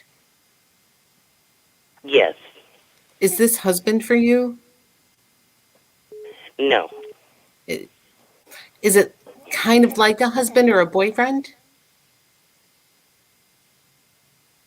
Well, no, I mean, an ex-husband from a long time ago. Okay, that would be a husband, honey. There is no X's on the other side. So, you know, when we get to the other side, there's no X's. It's still a husband. I'm going to tell you, he's the first one to come through. And, you know, they go through life review on the other side. So he comes, of course, he's going to come through because he's an ex. Did he have some heart issues? Do you know? No, not that I know of. I don't know. He shows me lung or heart issues or something with the chest. I just get hard to breathe. I don't know. He comes through by your side. So he says you were a good gal. He shows me that he should have stood by you. Huh. Does that make sense? Yeah, possibly, yeah. I think I'd have to kind of think on that one a little bit, but yes. I know he's an ex, and it's the last person you want to hear from. I know. I've had people go, "Oh my God, I don't want to hear from that person." But he is one of the first people in line at the door as I open the door to the other side. Wow. I know. It's so weird. Now, I also have a female who has her hands in her pockets. I feel like she's wearing kind of a house dress with front pockets, and she has her hands in her pockets. She talks about her legs having like a lot of fluid. I feel like this is like a mother figure. Is this your mom who's passed? Yeah, definitely. And she used to wear the house dress with where you put your hands in the pocket. Yeah, in the front pockets. And did she have a lot of fluid issues with her legs? Yes, Okay. So that's what she's showing me. And she's so like, how can I say this? She's no nonsense. She's very much like modest and kind and does anything for anybody, and she doesn't complain. Like she's like, I'm not a complainer. I don't want to ask anything for myself. And she says, you're the same way. Like you're just like, get things done and don't complain and just do things. And she says, that's a mistake we made in our life, and you have to learn how to grab things for yourself. Sounds very, very, very accurate. She says you have to learn how to take things for yourself, and you have to learn how to know you deserve things. And she says, I never thought I deserved anything, and I always thought my life was about giving to others. And she says, sometimes you deserve things for yourself, and you need to know that. Okay. Did she lose a son? Do you have a brother on the other side? Yes. Okay, because she shows me she's with a son. Oh, wow. Yeah. Um, no. Was he somewhat responsible for his passing? No. Who's the man in your generation who was somewhat responsible for his passing? Would that be a son-in-law? No. Um, I had an ex-brother-in-law Did he do who took something? his own life. Yeah. Okay, the ex-brother-in-law. Remember, there are no such thing as divorces on the other side. Right, exactly. I get you. Okay, and again, your mom is the type of mom who would be like, I don't care that you're ex, I will take care of you on the other side. I'll still be your mom. Yeah. Mm-hmm. So she shows me she's with him. And she's like, Wow, that's interesting. she's like, he needs a mom, someone to care about him. Interesting. Uh-huh. Well, I mean, she'll make him a pie. God, I hope there's pie on the other side. Please let there be pie. Oh, there's pie. Yeah, right, exactly. Yeah, she's just saying, yeah, I'll take care of people who need to be taken care of. I'll take care of people who need love. That's your mom's love language, is taking care of people. Yeah. Mm-hmm. She was a very giving woman, yes. Yeah. Well, she's so matter of fact, and she's so get things done kind of woman, but she didn't take care of herself. Right. And that's the problem, is that's what she's telling me, is she didn't take care of herself. And she wants you to learn from that and take better care of yourself. Yeah. Okay? I So understand that, yes. if that's the best message I can give you, is to pay more attention to your own health and take care of yourself, and that's from mom. Okay. Okay. Sounds good. Okay, thank you. Thank you. Thank you, Linda. Goodbye. Bye-bye. Okay. Yeah, we got the phone lines blowing up. We got another person on the line. I think this one's on Skype. Gary in Tucson. How you doing tonight? Hi, I'm doing great, and I would just absolutely love a reading. Okay, Gary, is it? Yes, Gary. Okay, in Tucson. Okay, so Gary, what kind of reading do you want me to do for you? Is it like other side or future? What do you want? Oh, other side and health centered. Okay, well, let me just take a look here.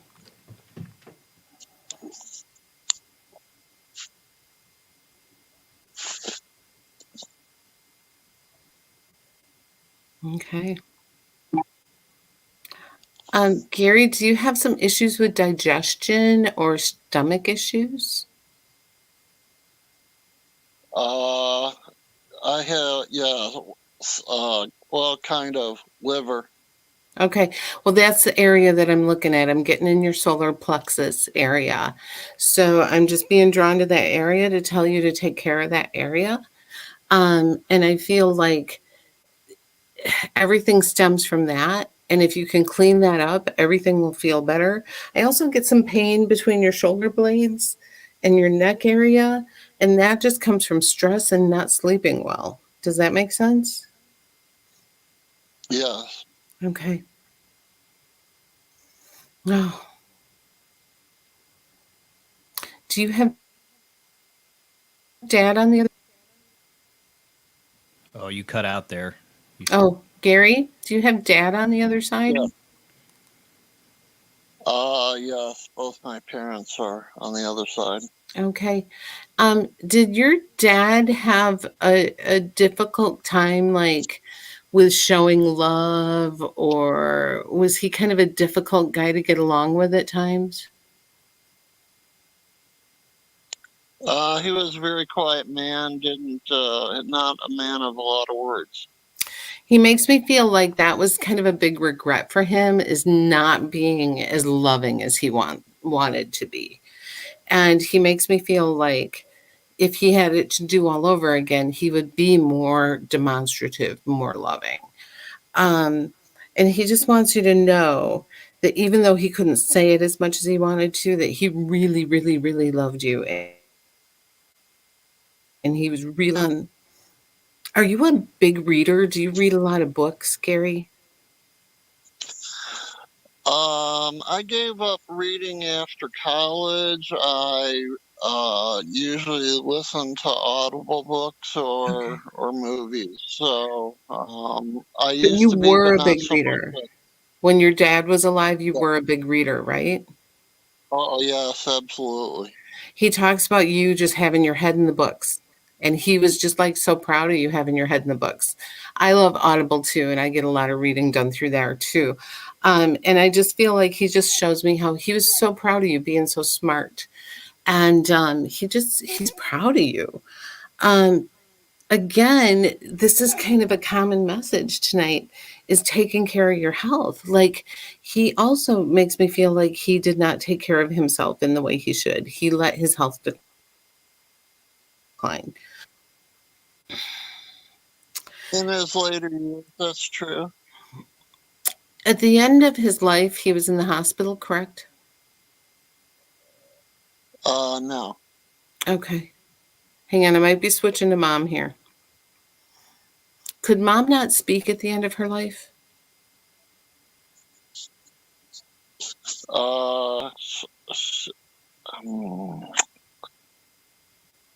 She was in the hospital and she said a few words, but yeah, she wasn't really cogently thinking. She makes me feel like she couldn't communicate in the way she wanted to, and that people were around her and they were trying to talk to her and like kissing her cheek and telling her it was okay to go. Does that make sense? Yes. Okay. And she says that made her feel like it was over. And does the name Marge, sorry, that helped her know that it was okay to go. Does the name Marge connect to your mom? Marge or Margie?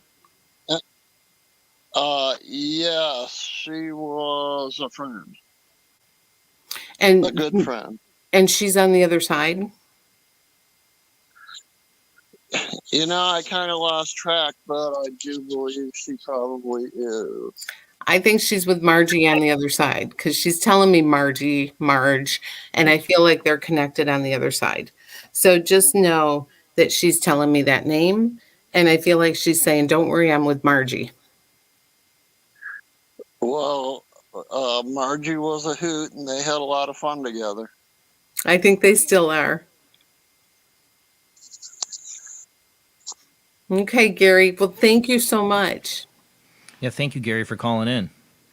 Thank you. I think you're pretty spot on. Thank you. Thank you again. Yep. Bye-bye. Bye. Yeah, the phone lines are blowing up, so we're gonna keep going here. Awesome. So we got 815 area code. Who do we? Oh, Rockford, Illinois. This is Sandy. Hey, Sandy. Thanks for calling in. Hey. Sandy, where are you from? Freeport. Freeport, yes. So I was thinking Rockford, but Freeport is 815. So what do you want me to look at for you, Sandy? I want a 3-card spread today. Okay, let's do it. Let's do it. Do you come to my happy hours, Sandy? I have watched your last one, but I was we had technical difficulties. I know that. Yes. we didn't tell you guys about my happy hours on Monday nights. We won't have one tomorrow night because I'm busy. But we do a happy hour where we have drinks and we swear and we are badly behaved. And nothing wrong with it. Nothing wrong with it. We have badly behaved oracle cards, and we are wild women on a group chat. And I am going to be on one of these days. Yeah, it's good medium gone bad on Monday nights.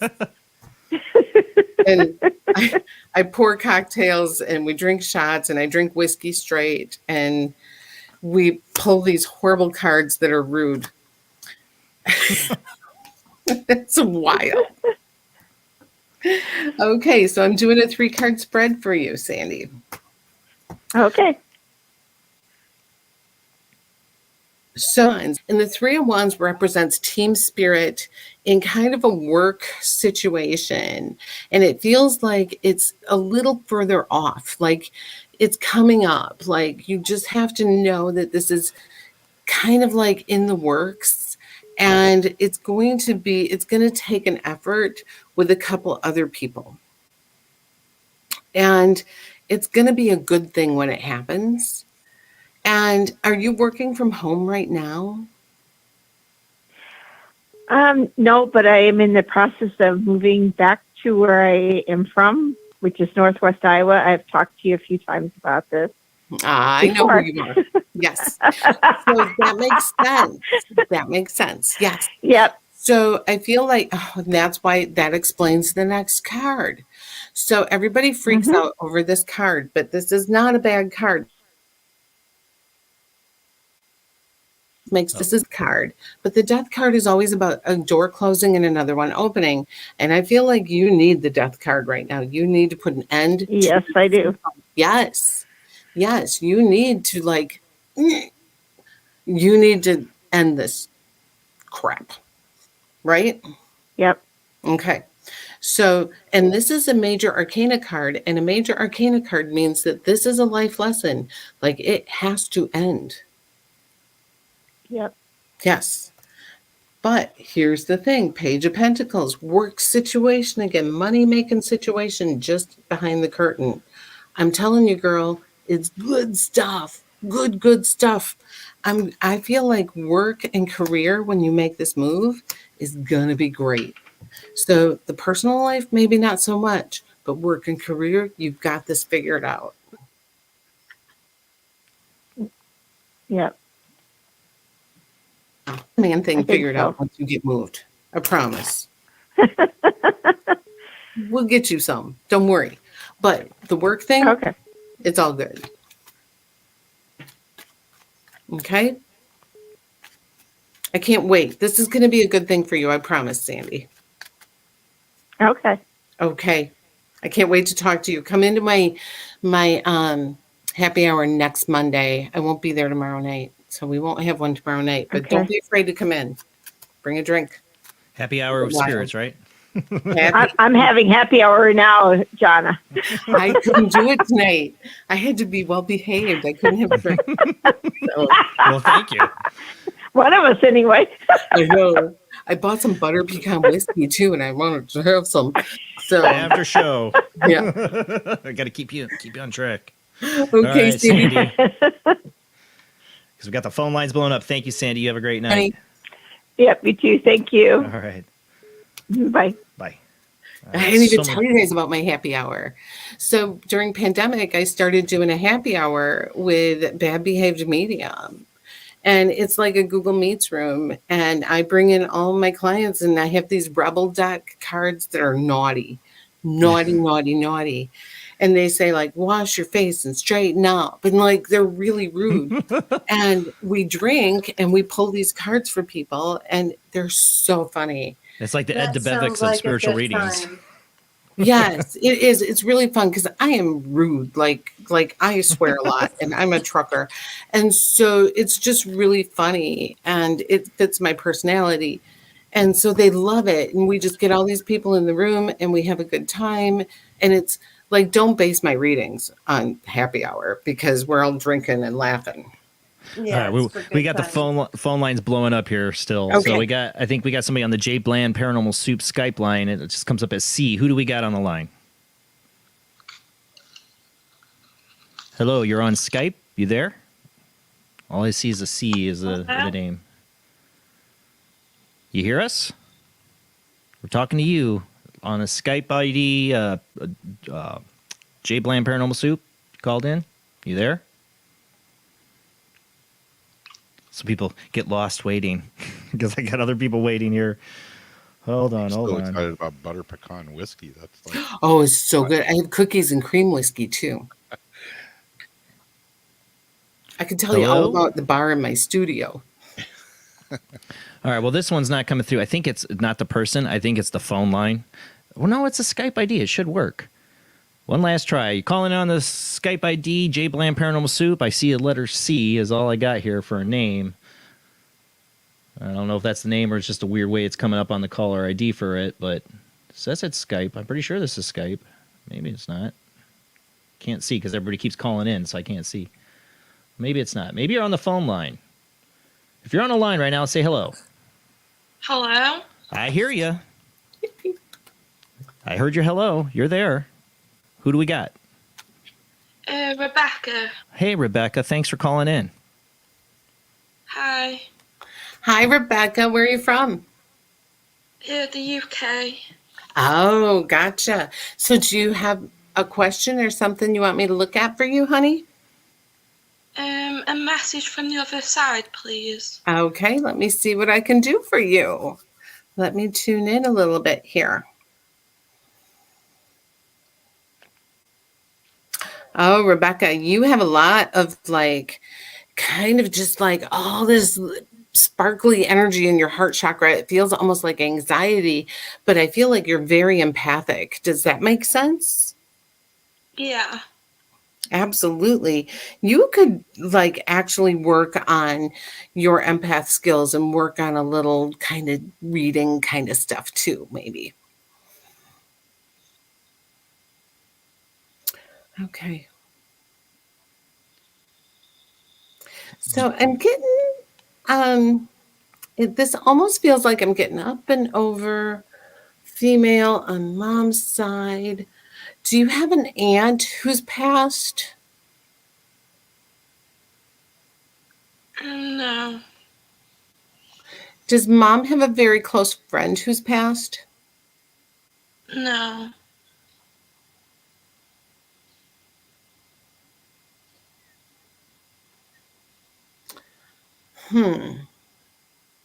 Jason, our Facebook has crashed. I know. Okay. It showed me here. I watched all the views drop. I'm like, oh, something went down. Oh, no. Yeah, so we're on YouTube and Twitch, but not Facebook. Sorry, go ahead. Rebecca, does the name like Sheila or Alicia connect to you at all?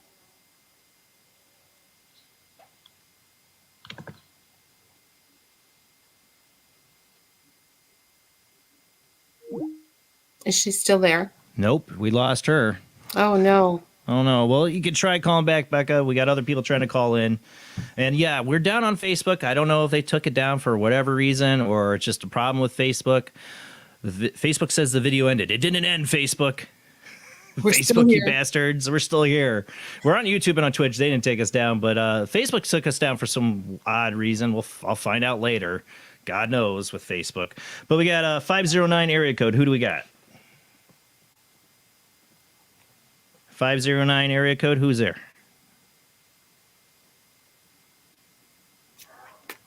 Hello? Yeah, 509 area code. Who do we got on the line? Okay, what is going on? Wow. It's on the Google Voice line. 509 981, and we'll give you the rest of the number. Are you there?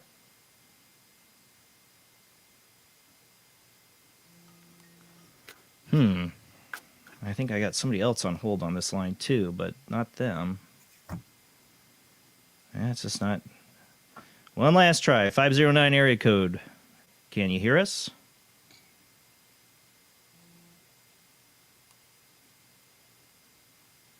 All right, I'll try a different line. Maybe I don't think I had him on a 509 area code. Are you there? Hey. I hear you now. I think I had you on hold. Yes, I'm here. I am so sorry. I think I had you on hold. Okay. It's all right. All right. Is this D? No, this is Marie. Marie. Okay, Marie. You guys have similar voices. Yeah. Sorry. Marie, where's the 509? That's in Spokane, Washington. Awesome. Okay, Marie, what are you looking for? Are you looking for other side or are you looking for future? Other side. Okay, well, let's get you in the elevator and go on up. Let's see. Okay.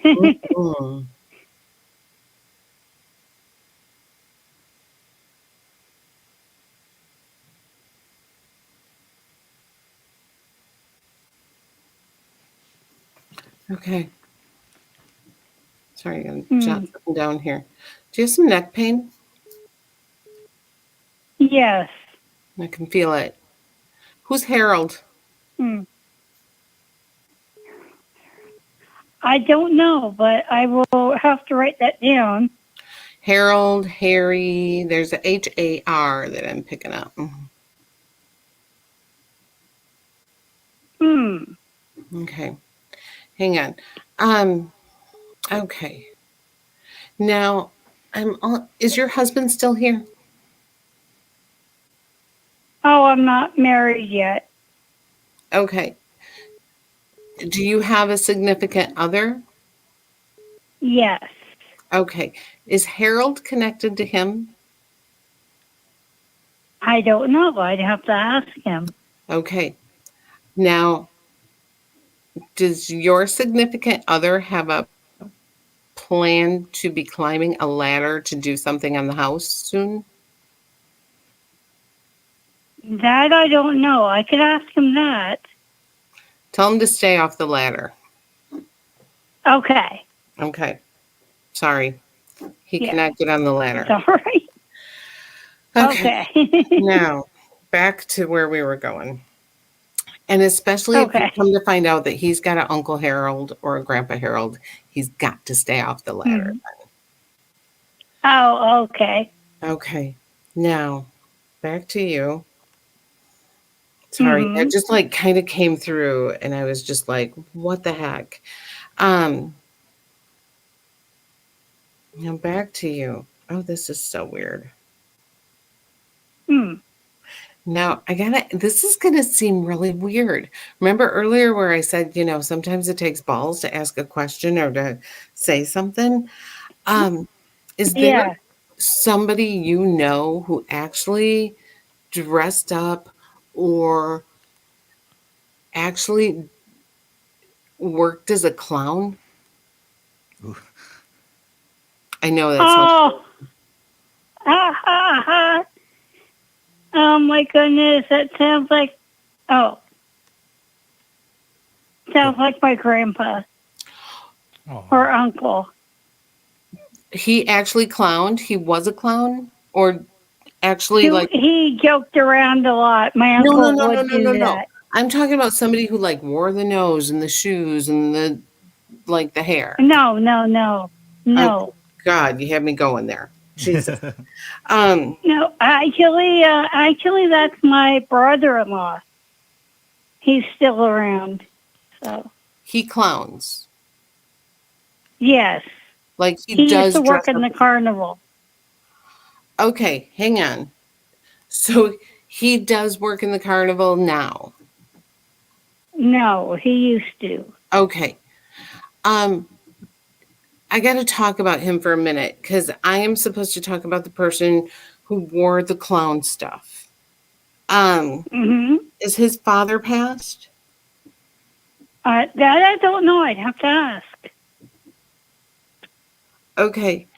I actually get somebody who makes me feel like they have Parkinson's disease and that they couldn't like speak and they couldn't move and like they had the electric chair and like I feel like Parkinson's where I just can't speak. And you said this is brother-in-law? Yeah.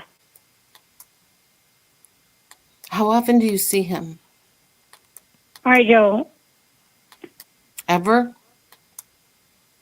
Not really. I don't see him since I moved to Spokane. Okay. Yeah. Oh, shit. You're going to hear from him or hear about him or connect somehow. And I'm going to tell you, you got to ask him about his dad. And yeah, I'm hearing Mike about this. They're telling me Mike. And they're telling me somebody's birthday is close to Christmas. Sorry. Oh, my goodness. Whose birthday is close to Christmas? Okay. Let me think. I don't know. You said, "Oh my goodness!" Yes. I thought I knew, but Oh my goodness. It'll come to you later. It's late. It is late. Yeah. Yeah, it is. Yeah. I don't know. This is really weird because the clown thing is really like what came to me really strong. And they were literally showing me somebody who puts the makeup on and puts the nose on. And I feel like this message is for the person who dresses up like the clown, which is crazy. And remember, I said earlier, I'm like, it's not the talent that you have, it's the balls to say it. And yeah, but this is connected to the person who dresses up like the clown and the name Mike and somebody whose birthday is connected to Christmas. So I feel like there is a message for them about dad coming through Mhm. and that he had Parkinson's and he was really grateful to the people who took care of him, if that makes sense. Yeah. So just do a little research and pass that message on. Okay. Okay? I know it's not Okay. the message you wanted to hear, but it's so bizarre. Yeah. Okay, thank Yeah, you. it is. Okay. You're welcome. Thank you. Thank you, Marie. Bye. Bye-bye. That was crazy. Yeah, I'm glad you don't have a clown phobia. If my wife had that kind of message come through, she'd be like, I'm done. Don't do the how clowns. many people can that apply to? Right. You know, I only knew one people in my life that were ever clowns. They're like How many actual people clowns. have people in their family who did the whole clowning thing? Right. All right, we got another line. We got another call line. We can get they're blowing up. The phone lines are in. If you're calling in and we're hanging up, it's because I got the phone lines full. Just keep trying. We got Zach on the line. How you doing tonight, Zach? Hey, speaking of clowns, I'm here. Doing Yeah, pretty you good, are. Jason. How about yourself? Doing good. Thanks for calling in, Zach. All right, I just have one question, and it's so synchronistic because my question matches up with something that you guys were talking about earlier regarding comedians. So my question tonight is, and it's in regards to a reading. I wanted to know if spirit, if a spirit would encourage me really to start doing like open mic nights and all that stuff at different comedy clubs out where I live. Remote comedian. Yeah, like comedian. Absolutely. I'm all about that throat chakra and using your throat chakra and learning how to express yourself. So yes, Zach, where do you live? I live in Mesa, just outside of Phoenix. Okay. I mean, I think, yeah, you have to do it. I don't know why you're not doing it. It's just something I've been thinking about because of the whole pandemic. Really, just the comedy clubs have slowly been opening up, and I've been to 2 different shows since the pandemic, and it's just waiting for the right moment really to go. But I'm getting there. I'm getting there. I've just started doing like audiences with 35 people, 50 people, like just starting to get out there and have them spread out a little bit. So I think that, we're all just starting to get out there and just try to see what works for us. But I think that you got to get out there. You got to do it. You got to use that throat chakra and express yourself and play with it. Here's the thing. I mean, even I've gone on stage and bombed, or I don't know, I don't want to use the word bombed, but I haven't been in sync with the audience at times. So, there's going to be times where you do it, but oh well, you got to do it. Yeah, and of course, the fear in the back of my mind is always just whether or not like today's audience in today's world, would they really accept my kind of sense of humor? Because as Jason, Jamie, and Rob know, I have the cleanest record when it comes to my own social media. So good luck with that. Yeah, but I'm the dirty medium. Like I have happy hour on my page and swear all the time. Like I think there's room for everybody. Like there's room for everything. So like attracts like, and you find your people. And there's 18,000 people who follow me, and I am not your typical medium. Honestly. I'm not all love and light. Like, I'm not like that. Well, let's hope comedy's not dead, Zach, and you can do it. I'm hoping it's not dead either. So yeah, we'll see where it goes. We'll see where it goes. Well, thanks for calling in, Zach. You have a great night. Have a good night, everybody.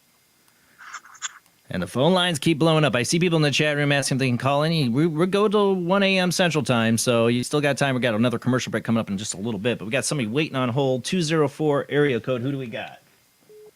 Hi, you've got Janice here. Hi, Janice. Thanks for calling in. Hi, Janice. Where's the 204?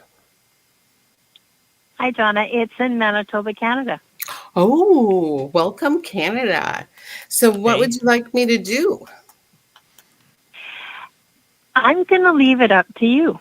Oh, well, let's get you in the elevator Whether and you're- see what we can do. Hang on. Let's scoot you on up.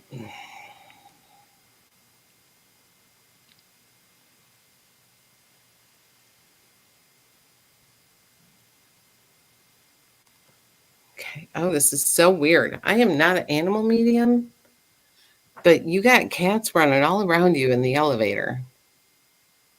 I sure do. Really? You're a cat lady. I've had cats. Yeah, I'm a crazy cat lady. Okay, because I'm telling you, I got you in the elevator and we're going up, and you got cats running all around you in this elevator. Oh my gosh, that's crazy. Okay, so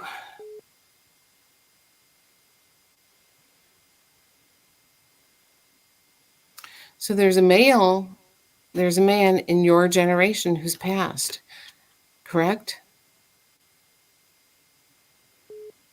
Yes. I can't tell if it's like brother, old boyfriend. I can't.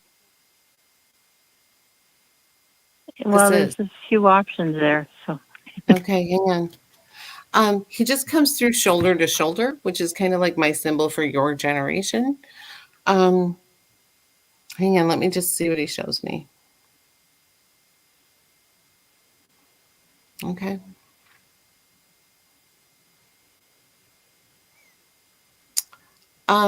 Okay. Did somebody pass like suddenly too young from a heart attack or a stroke or embolism kind of thing?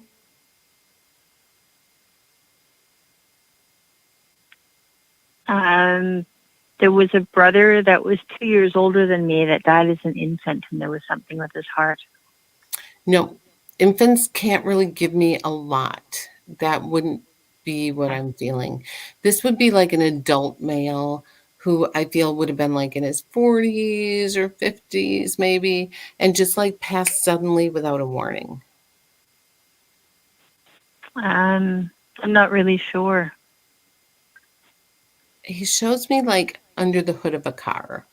So I feel like this is somebody who maybe did some mechanic work or had to work on his car a lot. Okay, that makes sense now. I didn't know that was the reason for his passing, but that makes sense.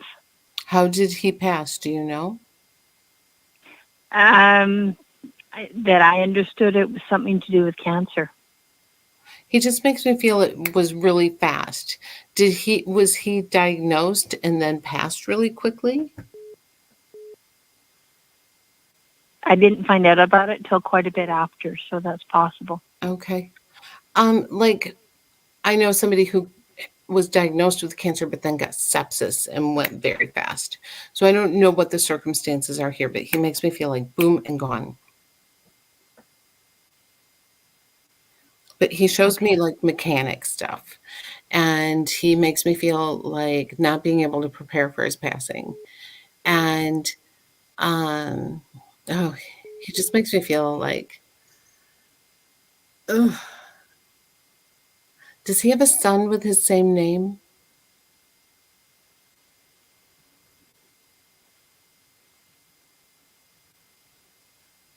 Are you there? Yeah. Or I don't think so. Has somebody named a child after him since his passing, like a grandchild or something? There could be a grandchild with the same name, yes. Okay. Because he makes me feel like his name lives on and he knows that. So he's just kind of telling me this.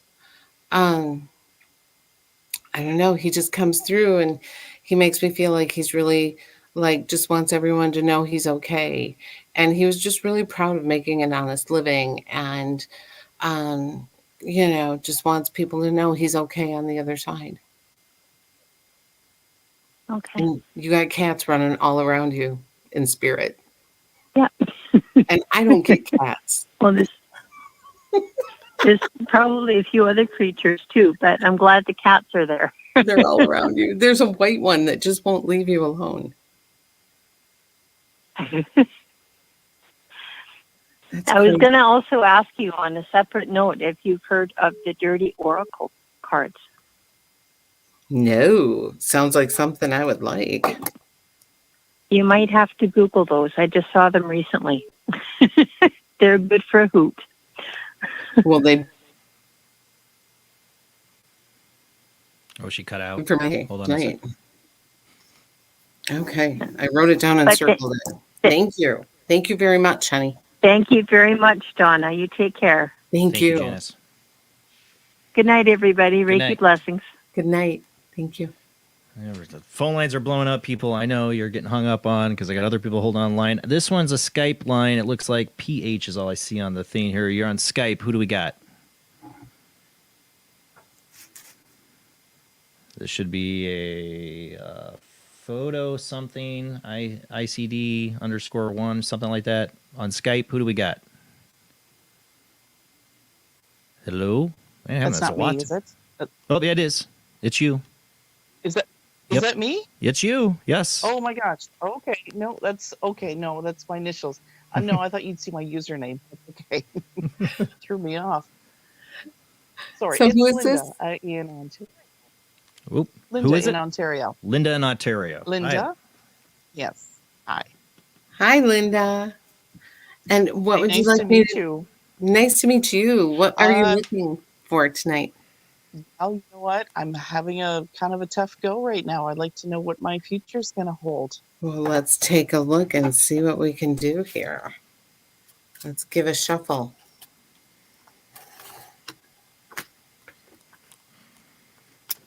And we'll just kind of tune into your energy and see what we can feel. By the way, we are live on Facebook again, just so people know if they were watching on Facebook. We are live back on there. I had to re-upload that, so we're back on Facebook too. Awesome. Okay, Linda. And I can't see the screen, so I'm going to have to just take your word for it. It's all right. Oh, Linda, you got to let go of a situation you've been hanging on too long. Does this make sense? That makes sense. Okay. It does. You also have this ugly death card, and it just shows me you got to walk away. You got to let it go. Give it up. You've been hanging on way too long. I hate to say this. I feel like you've been trying to fix and fix and fix and fix and fix something that can't be fixed. And does that make sense? It is. There's a couple of situations that I keep trying to fix. Yes. Yeah. You can't fix everything. Sometimes you got to just let it go. Now, on a brighter note, financial stuff. Oh my God, girl, you can do anything with money. So this is financial stuff, and you can make some money, and you can put it away, and you will be good in retirement. So that is great. I am not worried about you with money. Ooh.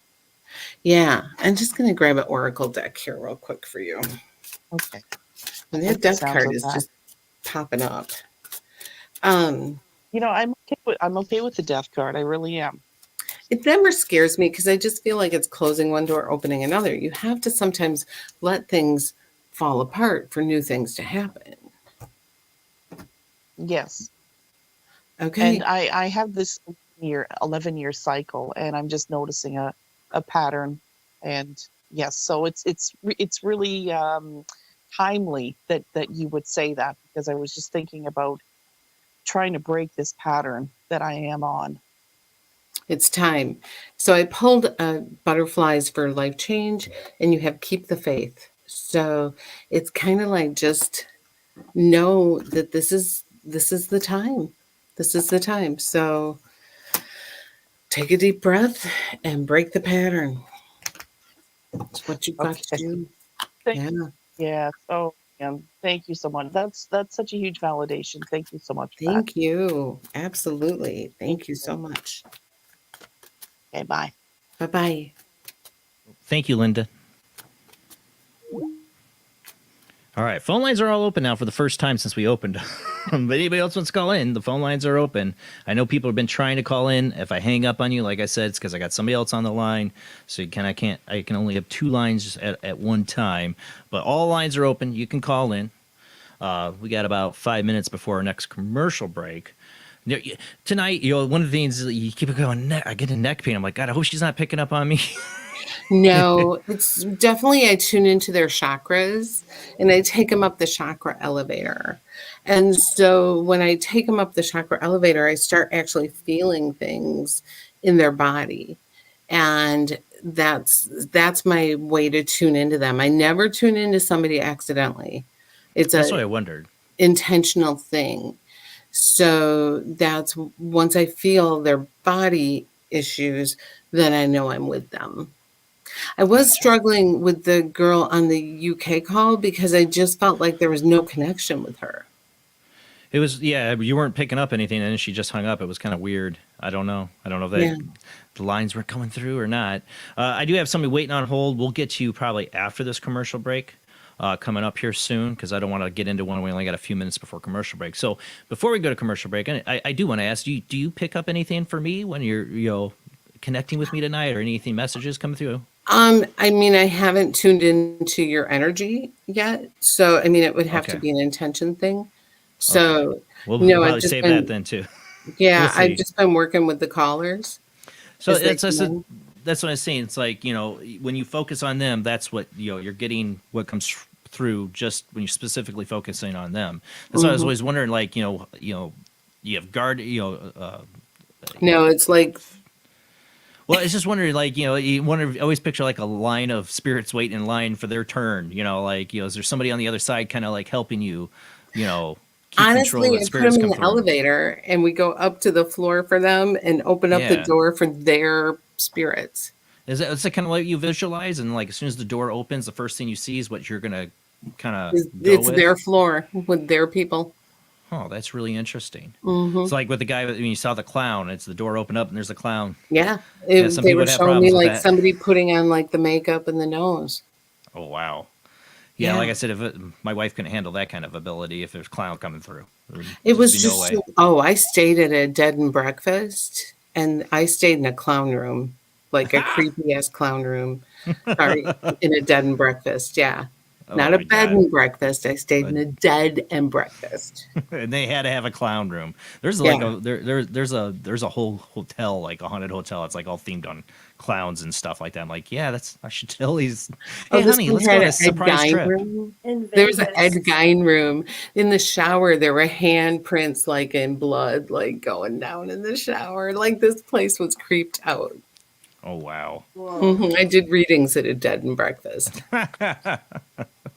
That's gotta be hilarious with people. Hi, Kai, your spirit's coming through. Just ignore the clown stuff. Each room had a different theme. So the one room was an Ed Gein room, like Or Wisconsin Gein? famous. Yeah. Oh yeah. Oh yeah. Yeah. Each room had a whole different like Just what theme Wisconsin for wants to be known for. Ed Gein. Jeffrey Dahmer, whatever. Jeffrey Dahmer. No, he's Yeah. got the cannibals in Wisconsin. It's more than cheese. Yeah, we're hungry. But it does sound like you're connecting tonight because I was really can't remember which one it was you had. You named like the mother's best friend. You didn't Margie. name any other Margie. Yeah, you didn't name any other names. You didn't throw out names and say, "Oh, is this connected?" No, you just threw out one name in that reading, and it was dead on correct. I'm a believer in it from my own personal experience, but I always still find it amazing when memes are able to pull names out of the air like that. It surprises me too. Don't think it doesn't. When I'm always like, really?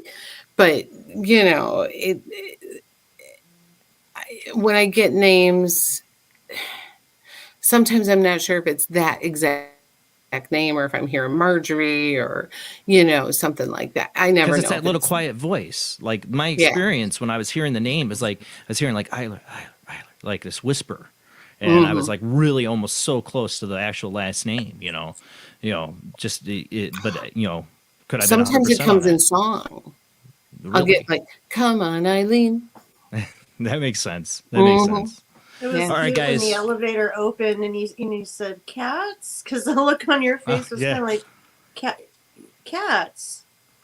They were all That's over. a new one. They were in the elevator before I could even get the door open for her people. They were running all between our legs. Well, that's when you know you're a cat lady, right? Well, we got to go to our last commercial break.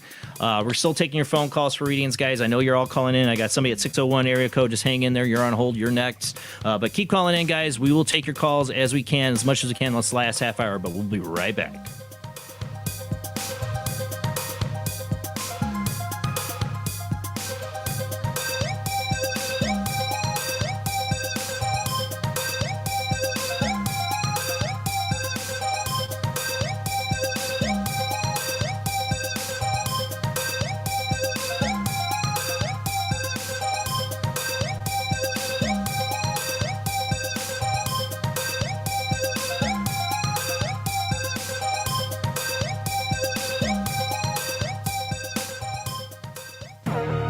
Intercepted the transmission of unknown origin. Transmission?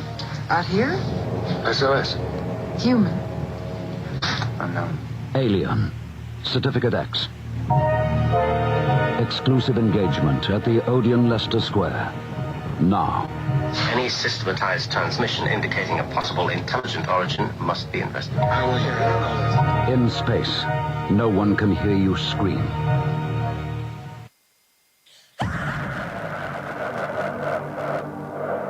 If you are interested in discovering the truth about the paranormal and want to hear from leading researchers in the field, join Justin Brown on his 3 weekly shows named My Paranormal Soapbox, Necromancer Live Show, and the Supernatural Symposium, live on Facebook, YouTube, and InterfaceDeath.net.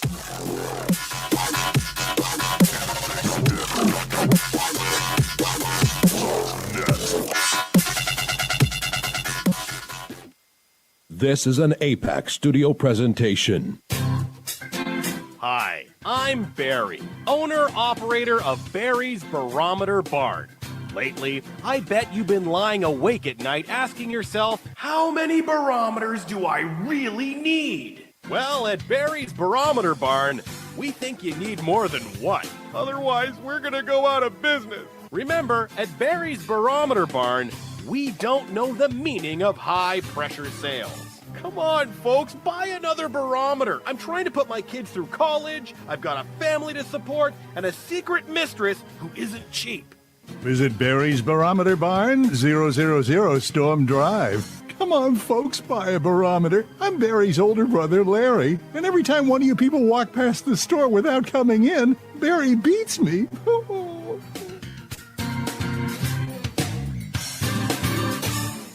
This has been a presentation from Tim Morgan's APAC Studio. For more almost professional amateur comic studio content, visit the APAC YouTube channel. Search APAC 2002. That's APAC 2002 on YouTube. When Alex Gardner is asleep, he has an extraordinary gift. The government wants it, the scientists want it, but to keep it may cost him his life. It might be better if Alex didn't sleep at all, but he cannot resist entering the dreamscape. Can you? See Dreamscape in the West End and all over London now. Certificate 15. It takes an extraordinary adventurer to enter the dreamscape. Are you intrigued by Paranormal Talk Radio? You'll love the new Paranormal Radio app from Talkstream Live. You'll find a great selection of talk shows covering UFOs, ghosts, strange phenomena, and much more. Download the Paranormal Radio app now and start listening to the very best in paranormal talk entertainment, including the network you're listening to right now, the Paranormal Radio app, free in Google Play and the iOS App Store. Join us every Wednesday night at midnight Eastern Standard Time for Weird Wednesday, the live stream, with your hosts Jamie, the Living Dead Girl, and Rob, the Phantom, where we'll talk about all things paranormal, including zodiac, astrology, tarot card and oracle card readings, live ghost boxing and spirit communication, where we'll do Voices from Beyond, the Cold Case Files. So we hope you join us live on Facebook and YouTube every Wednesday night at midnight Eastern Standard Time. We hope to see you there. Bye-bye.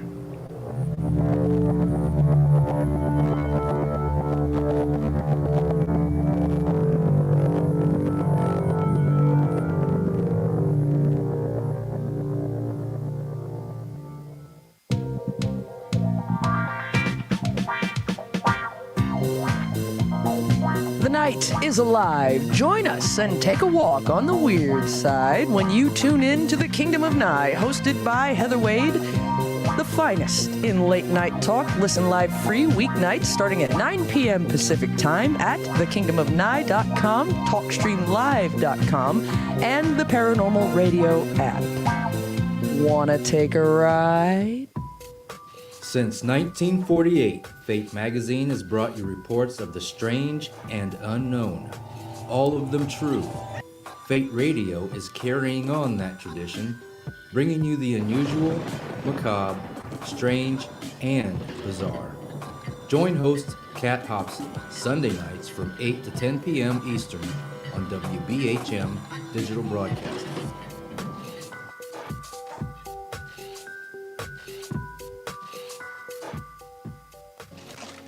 Heat 'em up. Do, re, be gone.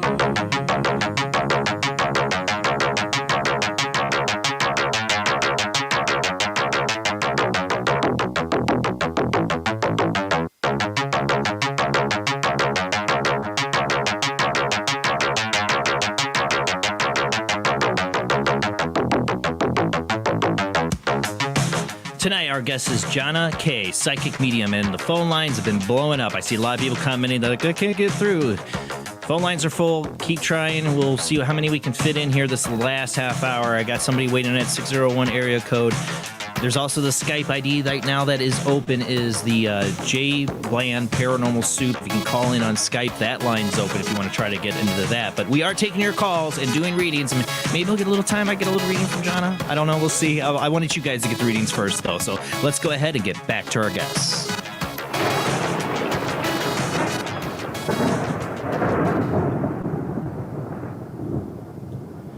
All right. Like I said, Jonna, the phone lines are blowing up here. Let me get 601 area code. Who do we got?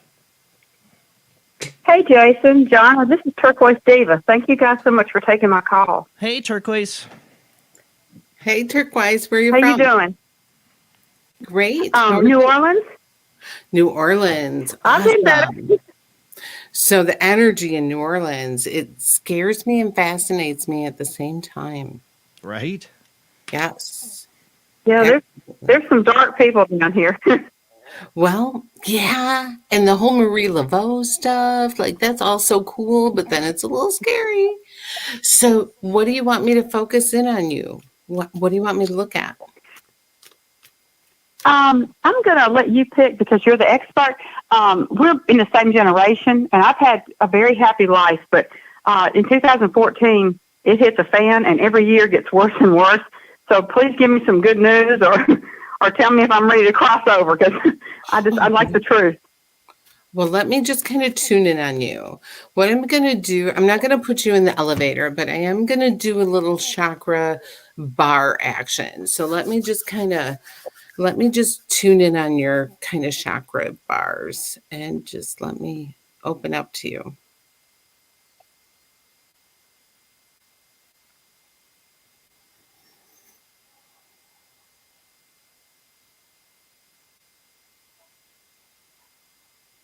Okay. So do you have some issues with your jaw or like, TMJ or anything like that? No, but I had some teeth issues. I had to get taken care of it, and I couldn't because of COVID. But I finally am going to be able to do it here in a month or two. Oh, that's what I'm feeling. Okay. And I got to tell you, your root chakra. So your root chakra is where that's all about security and fear and taking care of yourself. And it's about like feeling like unstable. And that is the chakra that you need the most work on. And I just Okay. really, yeah, that chakra is a mess for you.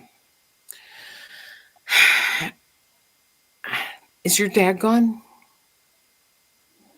Yes, he passed when I was 4. Yeah, he's a strong presence for you. I'm going to tell you that he really, really tries to give you that stability from the other side. You probably he had a lot of depression issues, didn't he? I'm not really sure. I was a little kid. I know he drank too much. Yeah, he shows me that his whole family had depression issues and that there was a lot of weird things in his family. You know, I know that you said like it hit the fan. I get this. But you're more in control of things than you think you are. I promise you, you are. I need you to really like start gratitude journaling and just like get a notebook and start writing 10 things a day that you have joy with and you're in control of and that you are grateful for. I know you think it's hard. Okay. But you retrain that brain. And when you retrain that brain, you start looking for things that bring you joy, and then you start feeling more joy. And then all those Okay. icky I'll things try that. kind of don't seem as important. Does that make sense? Okay. So do Yeah, it you makes not sense. have a partner? Do you not have a partner right now? Yeah, I've been married almost 39 years, but he's got lung cancer and he's dying. So that's another fun thing I'm dealing with. Yeah. Okay. Because I get like weakness in the partner area, or you feeling like you don't have a partner. So, you know, I know this is just a struggle, and this is why your root chakra feels so weak right now. This is why your security feels like it's falling apart. Oh, honey, this is so hard. Tell me about it. I know. We're about the same. I don't want to be alone the rest of my life. You know, my mother lived till she was 87, and I just don't want to be alone the rest of my life. I've got, you know, a little life left, I hope. I don't know. You do. You have plenty of life. And I mean, right now, your only job is to take care of him. That's all you got to think about. And we'll cross that next bridge when we're ready for it. But make him as happy as you can make him right now. You know? Yeah, I'm trying. Yeah. But I think that your job is to give him the best that you can give him in the here and now and go from there. But again, do it with as much joy and gratitude as you can. You know, and give him Okay. joy and gratitude. That's all you can do. You know? All right. I appreciate it. Thank you so much. Well, I'll say a prayer for you. I know it's thank you, not much, Turquoise. but Thanks. my thoughts are with you, honey. Okay. Thank you. Have a great night, you. Turquoise. Like I said, the phone lines are blowing up here. People are calling in. Always this way. When you're obviously connecting with people, and man, the phone lines just start blowing up. And I know people are trying to get through. We're working on it. It's just I only have so many phone lines. I'm sorry. So if I hang up on you, it's not on purpose. It's just because I got somebody else on that line. But let's see if I can get this off of here. I can see what's the area code. It doesn't tell me what the area code is. But You're on the line. I think this is the 230 line here. Who do we got? Hi, hello. Yeah, I hear you. Hi, my name is Linda, and I'm from Hawaii. Oh, hi. Hi. I wish I was there. Yeah, it's beautiful. I bet. It's been on the cooler side lately, so that's not so hot. So. Oh, I'd take cool Hawaii over Wisconsin too. any day. Oh, Yeah. right. Hi, Linda. You're like our third Linda tonight. Yeah, a lot of Yeah. Hi. So, what would you like me to take a look at with you tonight? Well, I was just going to maybe have you, I don't know, if you have anything, I don't have anything, but if you do, I was just wondering, I was going to see if you want me have to just anything. pull 3 cards for you and take a look at what's coming up? Okay. Okay, Yes. let's do that. Okay. Well, let me give him a little shuffle here, a little zhuzh, so to speak. Okay.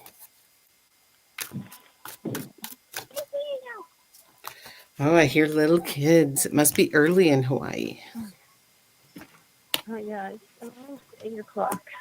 Nice. I think so. Okay. Ooh, some swords around you and the Emperor. Right now is the time for you to really get grounded in your energy. I feel like it's time to kind of take stock.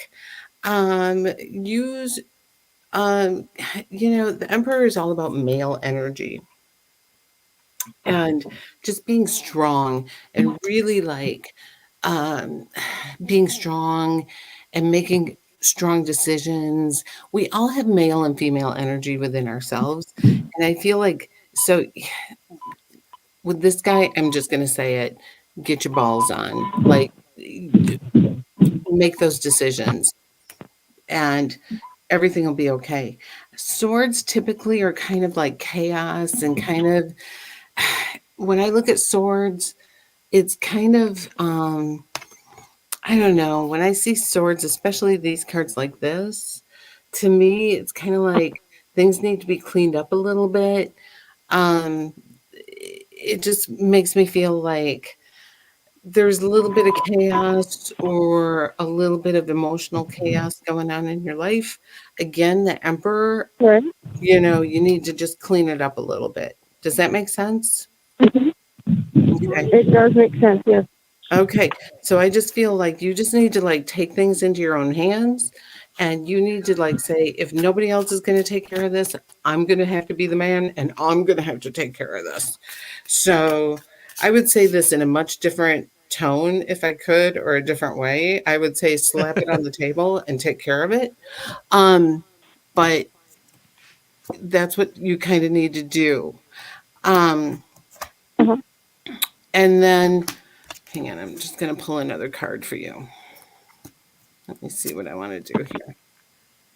So I get realization and epiphanies for you. And again, that is like just saying, I can do this. I'm not going to let anything hold me back. So I feel like sometimes we live in such a long-term chaotic kind of energy that we get used to it.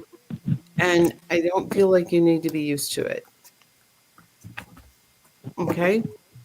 I see what you're saying, right? Okay. Well, good luck with that. Slap it on the table and say, I'm done with it. Thank you for your time. Thank you. Thank you. You take care. Thank you. Thank you, Linda in Hawaii. Have a good night. Bye-bye. You too. Thank Good night. you. All right. Like I said, the phone lines are blowing up. We got Tyler on the Skype line. How you doing tonight, Tyler? Oh wow, I got in. That's crazy. Yeah, it's been I've seen a lot of people not getting in right now, so go ahead. Like, Make it quick. I wasn't anticipating getting in. I was just gonna call tonight. It's awesome seeing this guest on. I'm getting all excited about springtime because it's coming, and I've been doing a lot of research on Weary Road. Yeah, that's the one I was mentioning earlier. Yeah. Yes. I understand there's. I was telling them in our private group that we talking. But anyways, there's the foundation of Old Man Ware's property there still, and it's public. You can go on the land and go check out the old foundation on where he used to live. Oh, wow. It's an actual true story about the man. And it's actually like, wow, it's getting me all, my chest is tightening up thinking about it. Because I feel like I need to go out there and investigate it. I think I'll have a better understand what's going on out there because I seen Dogman, and I talked to a man at work, and he says usually people that see that stuff, they're usually contacted by aliens or spirits all the time, and I see these things. I get in trouble when I talk in my sleep. A lot of times I yelled, "Shut the hell up." Excuse my language, but I yelled, "Shut the hell up," really loud, and it upset my cousin. They thought I was talking to them.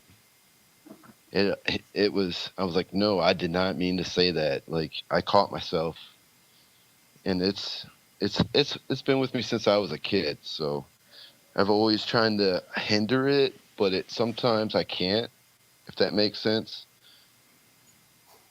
It makes sense to me that you would be trying to protect yourself from something while you're sleeping.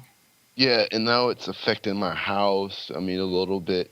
And then they're like, "Don't do Wary Road." I'm like, but you don't understand. Like, I feel like I have to go out there. Like, I got an idea on I'm not gonna go like stumbling around where I'm not supposed to be going, but I'm actually gonna go during the daytime and then somewhat night, and then not use touch sensitive equipment like I'm taking door sensors and rigging them up with antennas, and so that way you can see the lights, see if anything touches it, and just go and see what happens because And it's public out there. Awesome.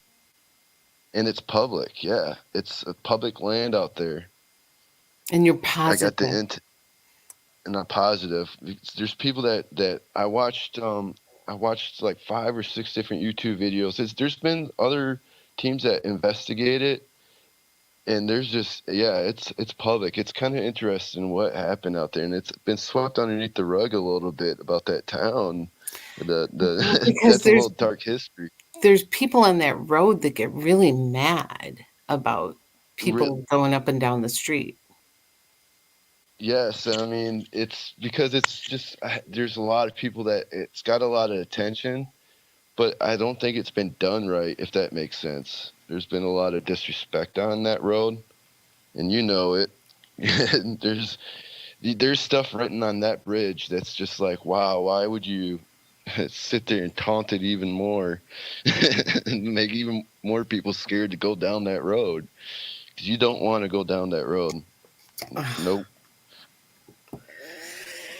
I don't know. Well, Tyler, did you have a question for her at all? Because we're going to run out of time here real quick. I'm just wondering if I could contact you sometime and get you in on it. Oh, I'm not going. You have fun. You go. You're on your own on that, Tyler. I got 2 people that are down for it, so at least I'm I got not one of them. I would be if I could travel there, Tyler. I would totally be down to go with you. Yeah, you let me know how that goes, but I'm not one of them. All right, 10-4. You all have a good rest Thanks of your night. anyway. Yeah, thank you, Tyler. Thanks. Stay safe. Love you guys. Bye.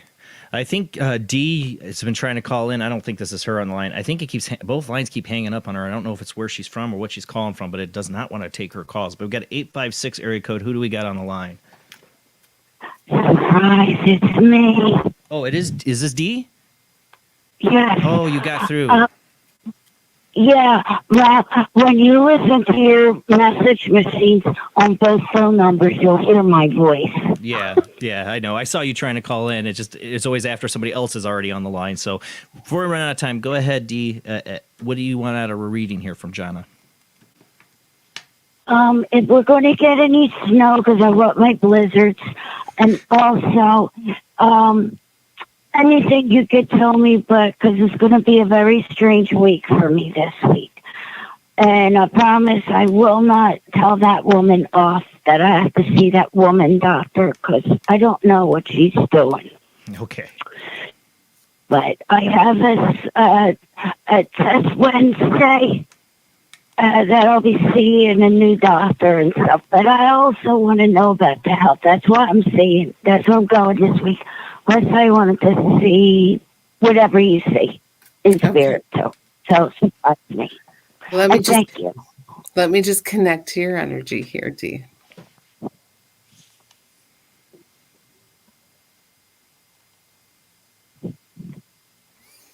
Dee, are you a smoker? No.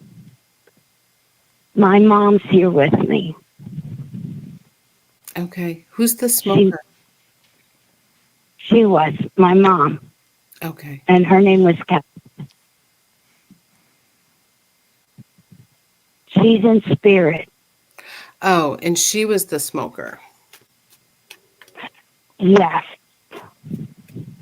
Okay. And I'm in the hallway because I'm stealing Tommy's Wi-Fi thing for the tablet, so I can talk. Jumping in somebody else's Wi-Fi. Or the Wi-Fi. Yeah. Okay, I gotcha. Okay. So you said you're seeing a new doctor for something this week, right?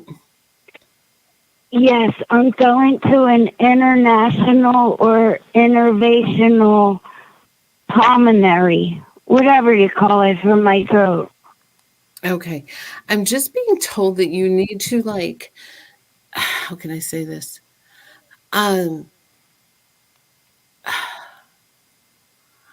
Like you need to take better care of yourself.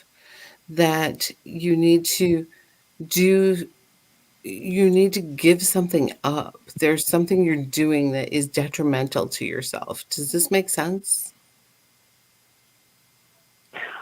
I'm kind of confused. Do you smoke a little pot?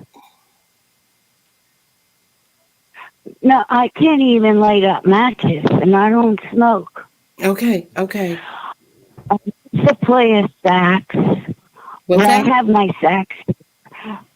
My sax. I'm a mummer. New Year's Day. I haven't played or strutted up New Year's Day in a while, in a couple years. I'm still in a crutch. Still have bad ankles. I'm on the braces. Still going for issues from a car accident. Still having throat issues from the endoscopy that I had back in January 2020. Okay. I don't know. I'm just being shown here, and this shows me that there's health issues with you, and it shows me that it can be changed and cured if you take a turn or if you do something better for yourself. So I'm not sure what that is. This would probably take me longer to figure out with you. I'm not sure what I need to know with this. It's almost like, this would be like somebody who is diabetic and eating sugar or, like that kind of thing. And I'm not sure what this is with you. Okay. I know I gotta try to stop drinking soda, but I'm having a problem swallowing. I'm having a problem speaking. And I